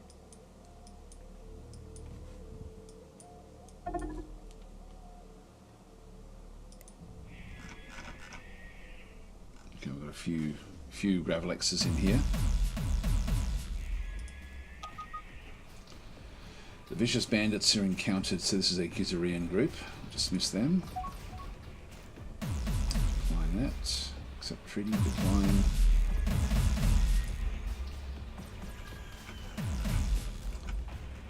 Another one back over here as well.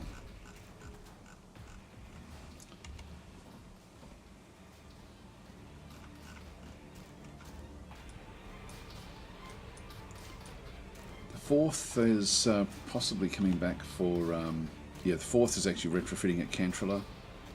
Put them back to more of a defensive role now. Now that we've, actually no, there's still more Gravelixes, so we'll go back for more raids. There's still something back over here in the Minchia system.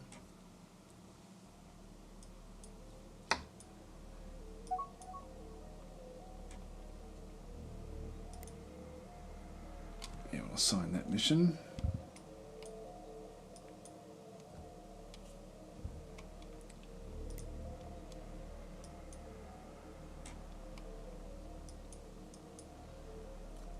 These outposts are important. They're costing me money, but you know, we are getting the Zentabia fluid from those 2 locations, so we sort of need to keep it. Yeah, there's some there going back to that particular world. Assign the 7th to that one before they do their retrofit. So all of the like the whole front line is now being pulled back to the big starports. But they'll go back automatically to those locations. And then we're sort of in a strong position to sort of be able to then push things forward a little bit.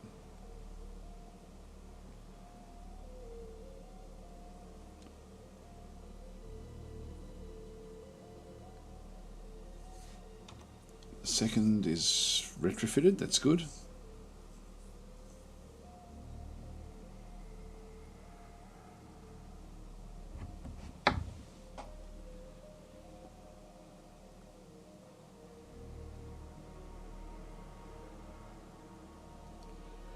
Yeah, I don't think anything's going to sneak past this area.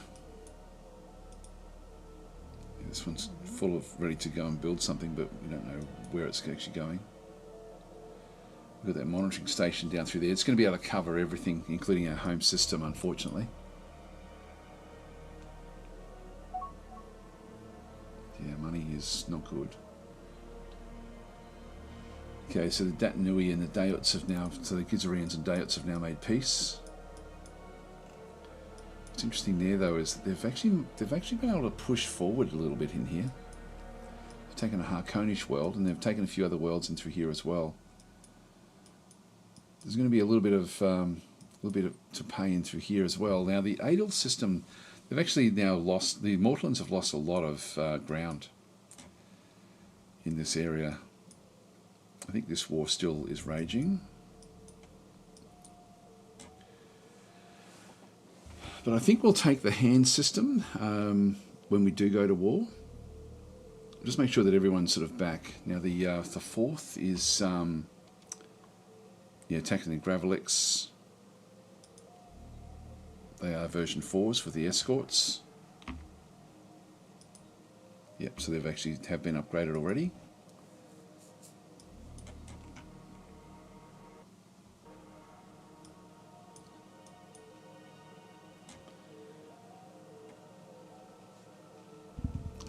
I would like a long-range scanner somewhere else.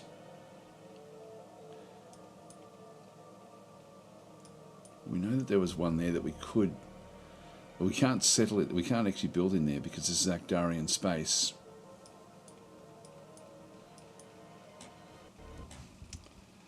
But that would be a handy spot to have one.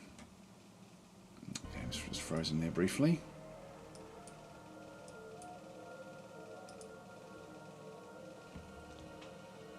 It's full of stuff for building.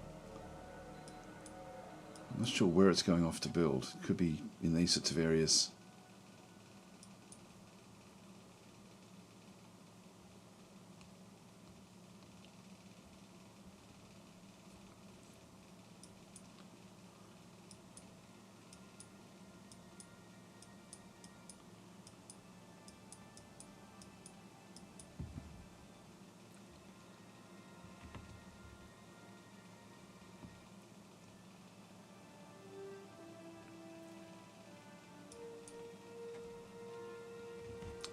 If we can starve their homeworld of resources, that I think would then push, like all of this would then become available for us to then go and settle into as well, ultimately.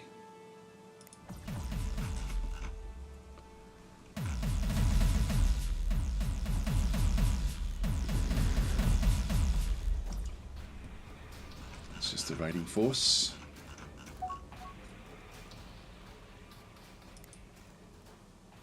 Let's just let them clear out all of this stuff. The 7th should be retrofitting now. Oh no, it's actually done it, and it's only version 3.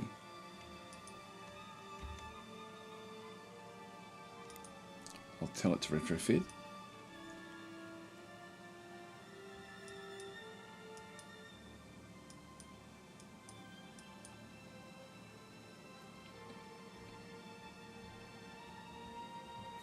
I can't push this any further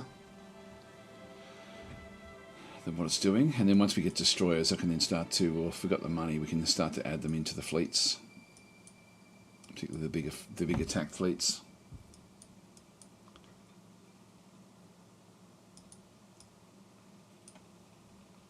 They don't have any yet that we can see.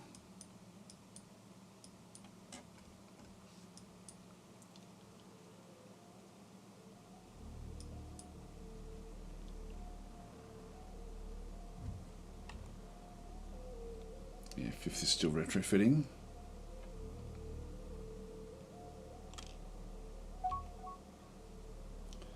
Third is now moving back out. It's finished its retrofit.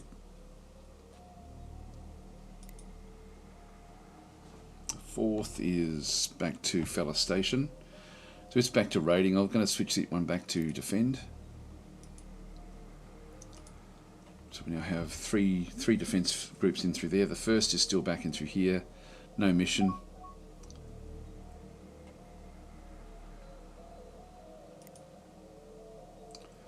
For the treaty, we just made a bit of bonus income there. Not interested in this treaty with us.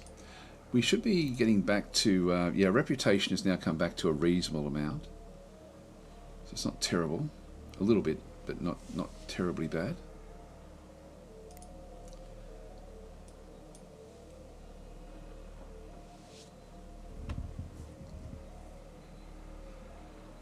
Hi Korosami, how are you going?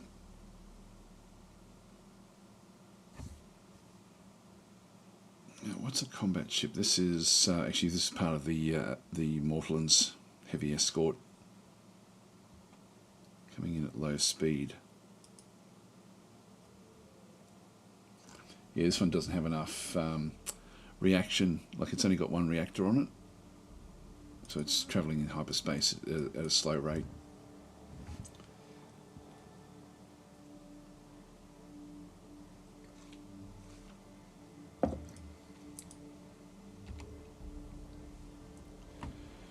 Fifth is still coming in for retrofits.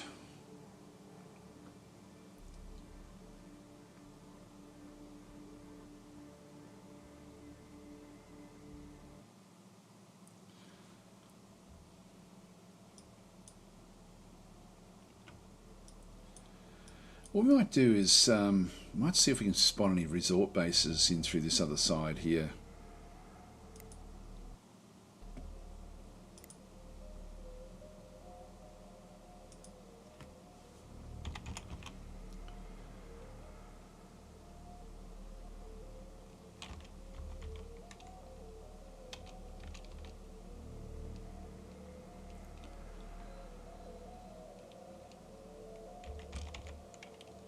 I don't know why it's not picking up the word resort.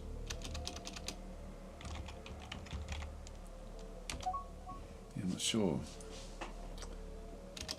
Is it hotel? Nope. Doesn't like it for whatever reason. It sometimes does bug out, I'm not sure why.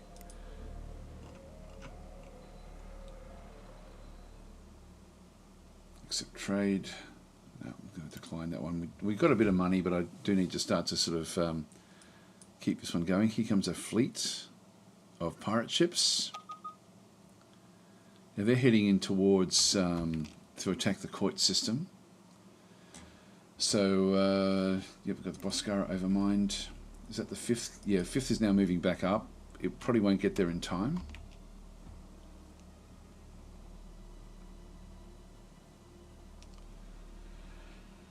Let's see what happens.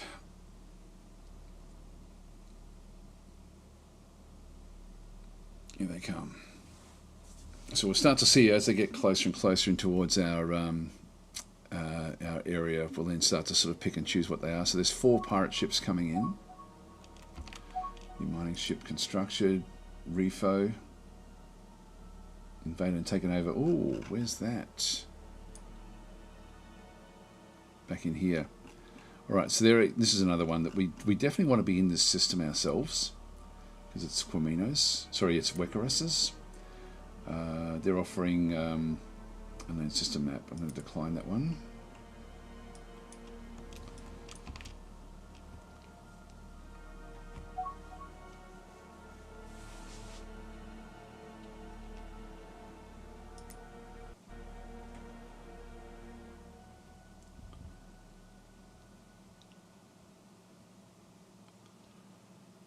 We won't be able to afford to crash this research just yet.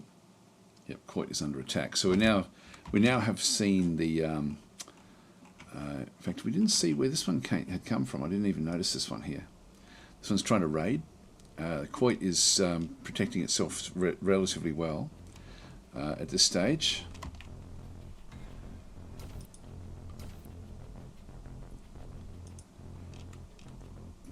But I don't think we're going to be able to protect it properly.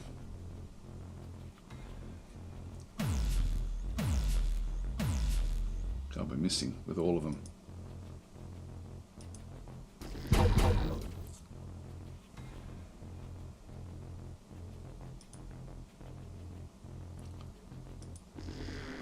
We're in trouble here.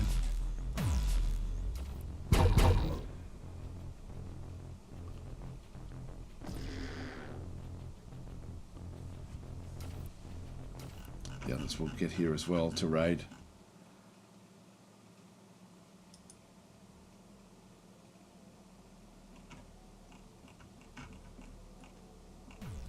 They won't destroy it, but they will. They've already got a boarding party on board.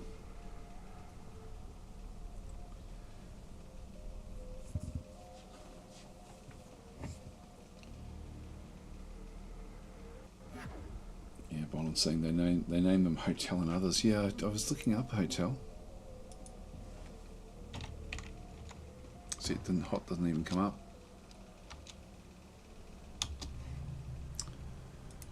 Weird.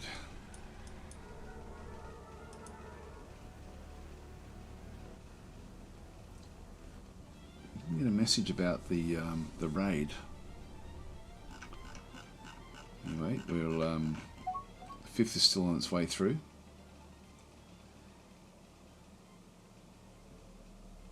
Decline that.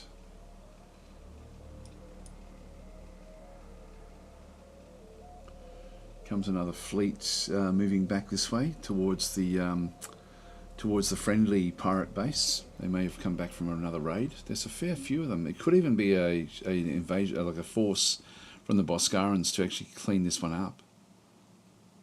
Yeah, this is actually the this is the Artooks, which is this group. So they're actually coming back from a raid.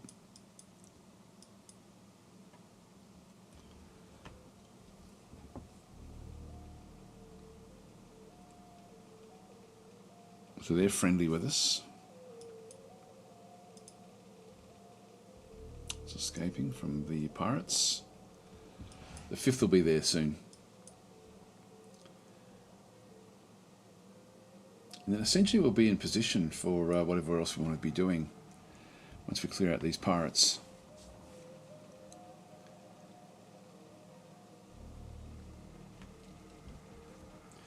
Keep it saying back again. How goes the conquest of the galaxy? Well, we're just about to, we're now sort of set up in a fairly good position to start to do things.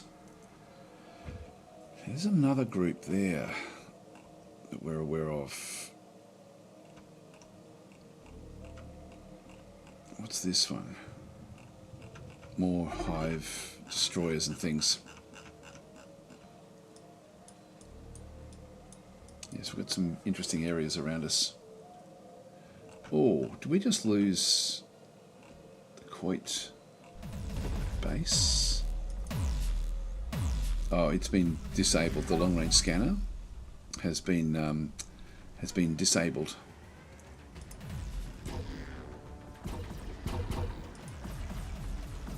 These are the fuel transports. Not a good idea. So just cleaning out these pirate ships for the 5th.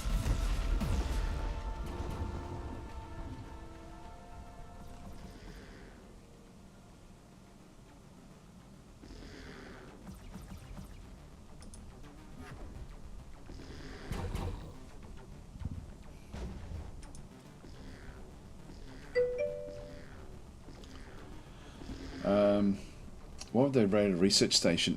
They can do, like, they can still get money from it, and they can also steal. If there was any scientists on board, they can actually capture the scientists. So they sort of raid anything. They raid anything at all, and also it's a big target of ours. But it would mainly be for money.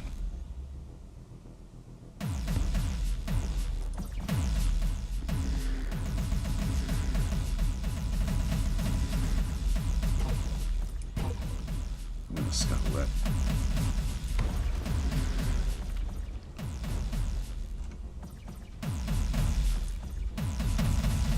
Trying to escape, but everything's offline. That's good.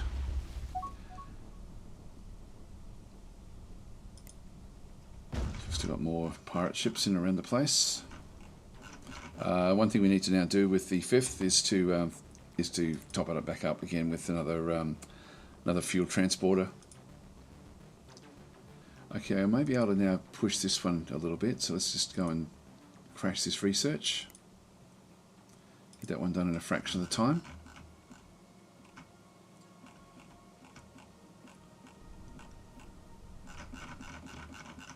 Okay, so there was something else over here.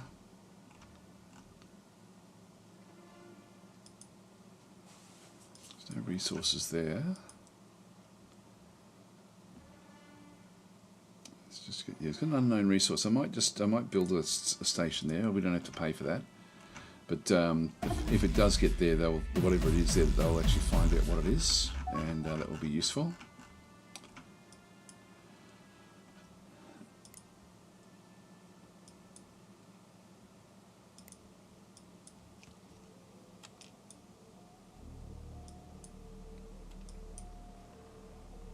More passenger ships coming back from over here.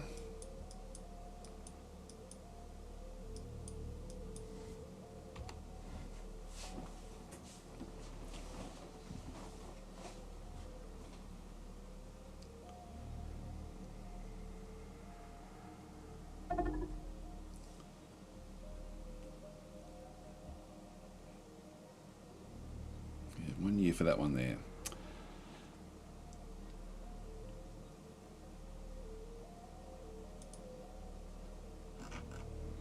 So they're all doing well. New fuel tanker completed.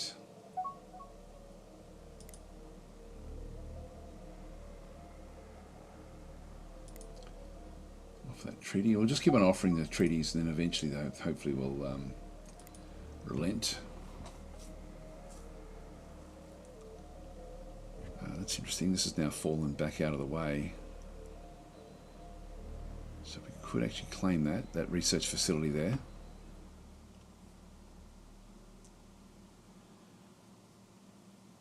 It's not quite strong enough to take their what they've got with our assault forces.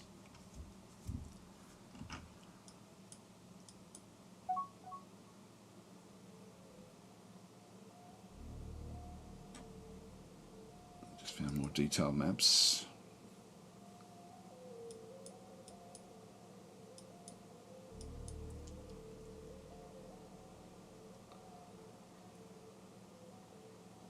More pirates now coming back in this way as well. So they're actually now raiding into the Ura system. We're pretty well set up in through there. That's good. We're now making a bit of money, so I'm going to be able to pick up the destroyers when we get them. So I'll just wait for you to get the destroyers, and we'll go on the attack after that. That's when we'll sort of start the fight, but we'll sort of probably have to do that in the next session, I think. So income still looks a little low. I suggest fast docking and expanded civilian ships to research. Research has been very, very difficult for us. So we're really just getting what we need. So I'm trying to actually get the next thing I need to do is get rid of corruption, because we've got massive corruption on our worlds. So we have to sort of get like the planetary administration complex next, just to try to mitigate that, to get the money under control.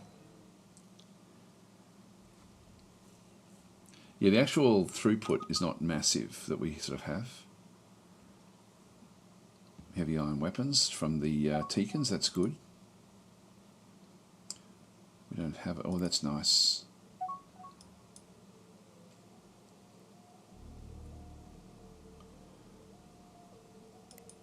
We'll accept that with them.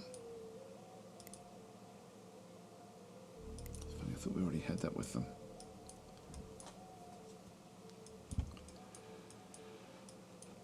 Okay, that's all good.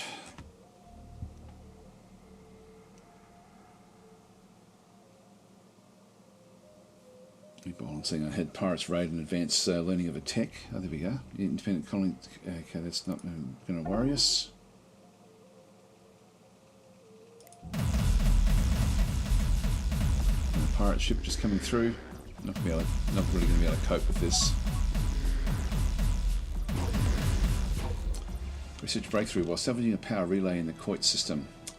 So the advanced damage control, that's good. Again, we don't have it, we're just getting a bit further along. Let's see how far we did get with that one.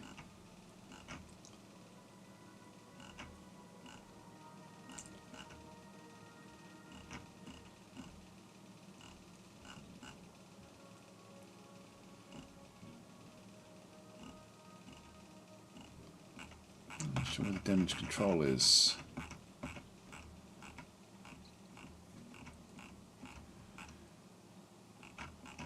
It should be up there. I'm not sure where it is. But this one here, the buckler repeating blaster, I don't need to get that one.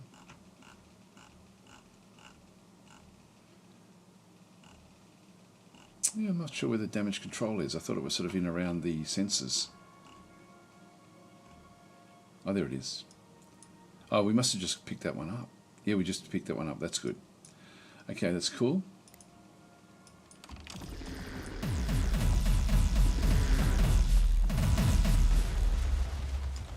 Right, that one's gone.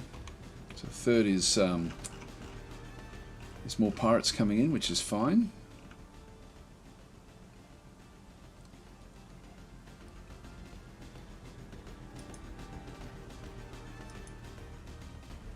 And there's the Artuk cartel. I was wondering why we weren't going back for that one, but this is actually the ones. This is a different pirate faction. It's the Artooks as well.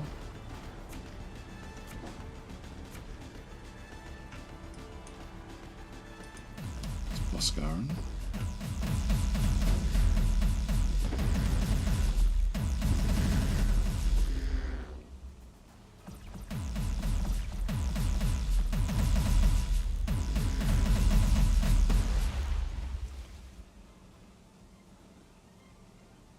Okay, 70%, so we're less than a year away now to get the destroyers.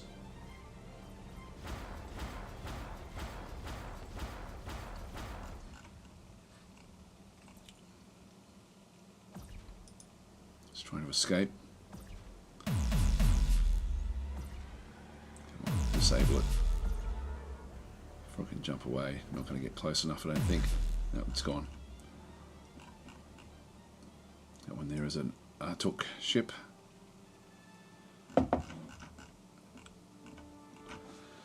So the third was just going to, these are friendly pirates. Yep, so they're all good.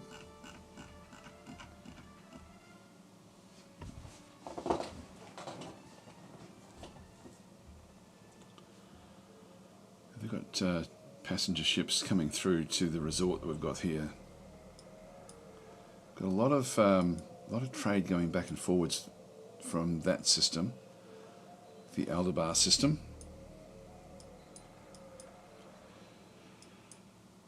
Now, if we go on the attack, yeah, this is all. That's not really a problem.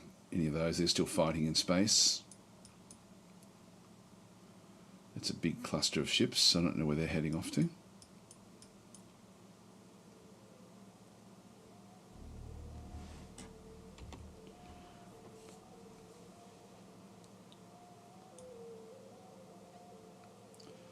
I'll do a refueling from fuel tankers where they are. That's the trouble here, we don't actually have refueling.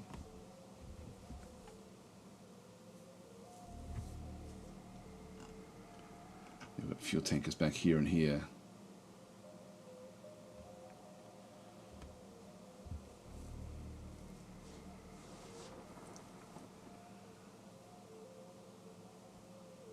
I sort of really can't afford to. I need to keep a big attack force somewhere back in these home systems. It's just we're going to be a bit stretched when we do start to attack. We're going to have to do a lot of damage in one big go. Probably sort of wipe out all of the infrastructure that we can sort of possibly see maybe with these two fleets and just leave these sort of unprotected for a little while. We will still see things coming in, not so much against the Ura system, but against Coit. If there's any sort of attack going in that way, we'll spot it. We're still only seeing very, very weak defences. The speaker has now sort of been captured. Again, they're using Gizarians for getting the new planets.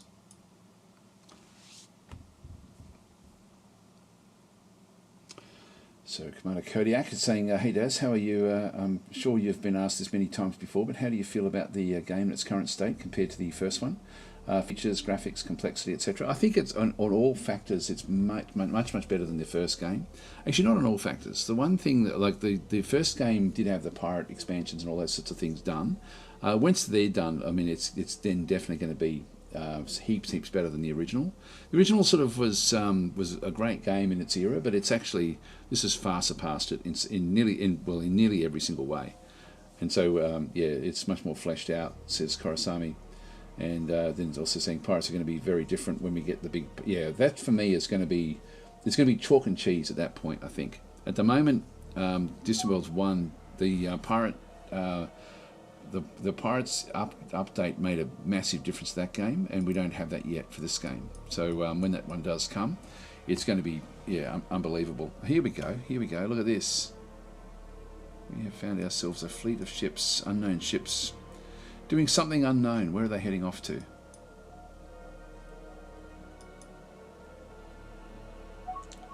Heavy escorts, 3 of them. Now they could be coming across to raid something over here for all we know. We just don't know. But they're now inside my territory. I'm going to decline that because I need to save up for the destroyers.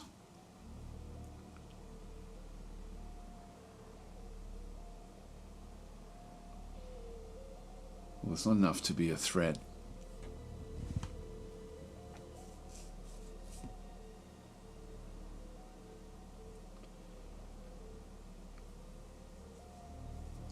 But it's saying flesh pirates, yeah. From them all fleshed out. Yep, so Kim is saying the notifications and user interface need some work, in my opinion, but they're still better than what they were in Distant Worlds 1, to be honest. Distant Worlds 1, the interface was pretty bad in reality. Like the size of the where everything was not great.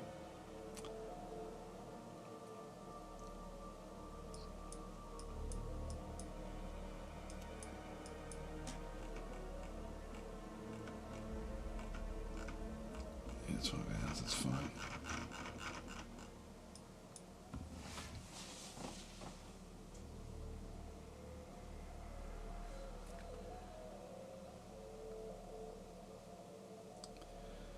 This won't be doing anything. I'm not sure what it's doing in this region of space. Still got this like a smallish first defence fleet back in through there. I could certainly take in once we get a couple of destroyers in each of the fleets, which we'll do in just a minute. That will pretty much, I think, because I don't like the destroyers should really round out our fleets. Now I'll finish off this session by just building up those particular locations and just get them all established. So they're offering to sell us some secret unknown ancient ruins. I'm going to decline that because I need the money. Oh, there we go. We've just got into positive cash flow for the first time in forever. Propose the following. I'll offer that treaty. Yep, so the Artuks have invaded the Tikans. There we go. Now got what we needed. So we're now going to be getting system governance. Just go and dismiss this one. All right, let's go and build what we need. So if we just go back into ship designs, first thing I want to do is I don't want it to be going faster than the frigates. So we'll just have a quick look at the frigates and just have a look at its speed. So its overall speed is 103. So that's what we need to make sure we don't go faster than that, or if either around that speed or slower. So Dortmund is going to be, I'm going to set this one just to be manually controlled. So we're going to manually update this one. I'm just going to go and edit this design because we don't actually have any of these. And I haven't really had a good look at these for a while actually. So what do we have? We've got not a hell of a lot in terms of the weapon mounts that we end up having. We've got a large pulse wave cannon at the front. I'm actually happy with that. Then we've got two small. We've got a plasma blaster on the side. And so we've got two areas that sort of face the front and then one that faces the back. Now the pulse wave cannon on the back, these are 180 degrees. The front one is also 180. So we could go sideways. So ultimately, if we do use two large pulse wave cannons there, they will essentially, it'll essentially go broadside when it attacks, just to sort of cater for that one. We could also use, I'm happy enough for this one here to be that. It's not a seeking weapon,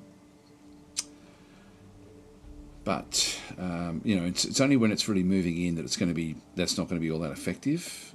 You've got the plasma blaster in through there. I ditch those. 2 shields and 1 armor. So same armor and shielding as we have on the frigates. This is not that dramatically different than the frigate, to be honest. We've got 5 engines, which is going to be too much. Yeah, 115. Ditch one of them. 103. There we are. That's perfect. We've still got one more empty slot through here. Got extra fuel cells. Damage control unit. 2 reactors. The reactors are required. So I do actually have another internal slot that I can make use of here. So let's have a look and see. Assault pods, not really. We're not going to have enough of them to warrant doing that. Yeah,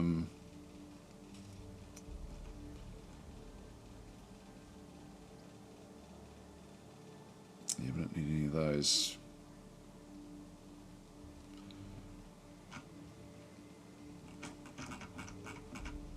Yeah, crew again, we've got heaps. Fuel's about the only thing I can really sort of throw in there. It's just going to give me a heap of fuel. So the speed is ideal. Like that's pretty much exactly what we want for this particular ship. Which then means we've got two 19 slots in through here. Now we definitely want to have a sentinel beam in one of them. I'll go on the port side for that one, and on the other side, if we get up to 19, so this one we could go with another small pulse wave cannon, or even a ion cannon would actually be interesting just for disabling. So that's sort of yeah, it's not fantastic. At the countermeasures system there. Let's have a look and see what else we've got. Target tracking. I thought we had a maybe countermeasures. Just keep that one going, I think. So overall speed, ship speed is plus 50%, so it's slightly slower than the others, but you're down to 100. That's okay, I think, with what we have. In terms of, we've got 7 left over, which means I could grab a thrust vector and throw that into the various engines. That'll then get me up slightly. No, still 100 there, and the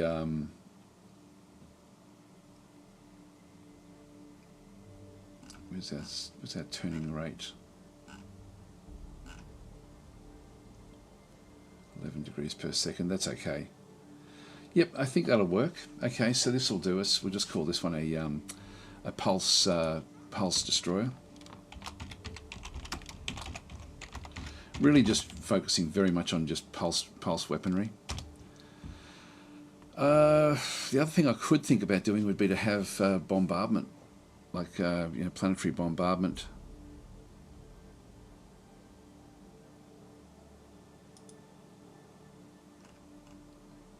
Atomic devastators.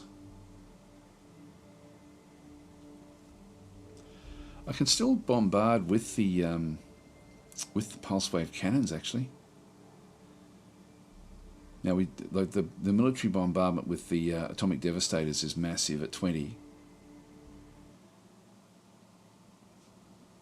So it's a bit more judicious about sort of softening up something for an invasion. But yeah, I'm happy enough with that. We don't need very many of these, to be honest.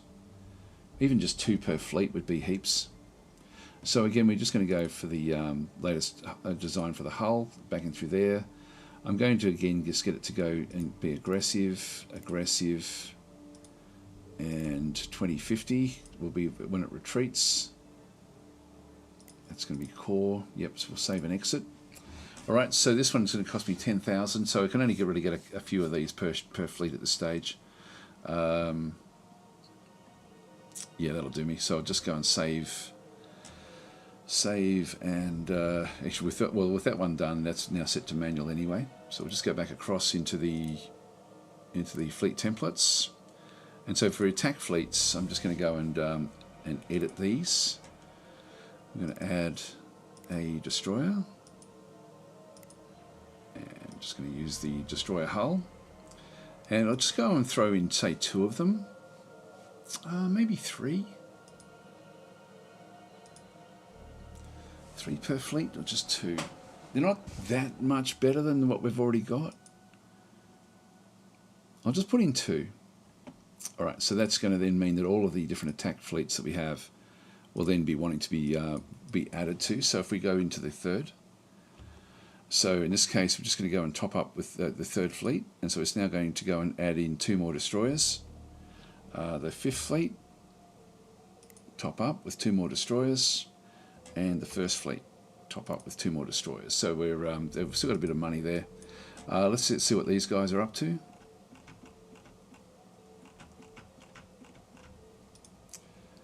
Yeah, they're moving to Alphard 4, so they're actually moving off. Somewhat like they must have actually set something. Yeah, they have set something up in through here. So they're actually just establishing this mining station, and that's fine. That's just another fleet that's now miles away from everything. All right. Well, I'm going to have to call it quits here, guys. So I think we'll leave it the one there. I might just wait for the first of these destroyers to come. Yeah, they're going to be rejecting these for a while. We don't really have the money to be giving, gifts or anything. Yeah, Christ, so I usually put bombard weapons on cruiser-sized hulls are bigger. Yeah, only because I rarely play aggressively early mid-game. Yep, no, it's that's a good idea. Again, cruisers are a long way off for us. So this was just bouncing into the Coit system on its way through. So the Datanui Syndicate has declared war on the Tikans. Firmino have made peace with the Boscara devouring mass. That means that these are now going to be... I think they're still at war with some of them. Oh, that was the other one. That was the other devouring mass is the other group. Which is... Oh, their war weariness is critical. What about the other guys? This is tolerable. Now's the time, really, once we get these other things, to start to really push them forward. They're still at war with the Ardil. The Ardil are significant war weariness there. So they're sort of really hurting each other, actually, with everything that's going on. Let's just let the destroyers get built.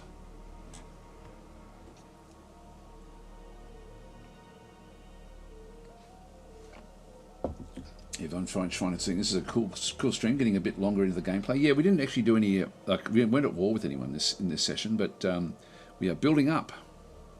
We're sort of in a position now. I would love another attack fleet. One more attack fleet in the forward areas would be awesome. What I could do would be to grab another defense fleet, but I really need to have maybe a defense fleet for over here. That gives me, or even I could just use this 4th defense fleet. If we see anything coming, we should be able to bring that one back. But it's just unfortunate we don't have quite the... like if they do attack through from here to Fellas, we're going to see it here, but we're not going to see it before that. Although we will be warned from here. So it does open up where we can actually go in with maybe both of these fleets into Han and also into the homeworld. And yeah, I would like to try to find other locations. There we go. So evaded detection. So we've got more galaxy maps. Whoa, that's a big invasion fleet. There we go. First destroyer now built. So there it is. This is part of the first... sorry, this is first attack force. Oh, here we go. Damn it, the Dayots have declared war on us. Well, I didn't want that, actually. I really didn't want that. Because I'm not looking in that direction. Whew, have they been able to build up? That's the other thing too. I've noticed that they've had like a fleet sitting right here for a length of time, but it's now gone. There is a fleet back over there, an invasion fleet. 7th, 16th. Wow, they've got a lot of invasion fleets there. So we're most likely going to lose this world. Not that I can do much about that. Alright, well that changes everything. So that's going to have to be for the next session, guys. So thanks for watching. Typical Dayots, yeah, just when we were trying to figure it all out. But anyway, that's war has been declared, and so we're now going to have to switch everything around. So they're all going to have to come back away from the forward locations and go and deal with this new threat. Now, we are going to be losing this, I'm sure of it, and I'm not sure what we do about that. That's one of our Zentabia fluid planets, and so they're too close to it for us to be able to hold on there. We do actually have a 6th defense force back into here, which would not be able to defend against those big invasion fleets anyway. If we have a bit of a look at this, there's a lot of ships here. A lot of ships.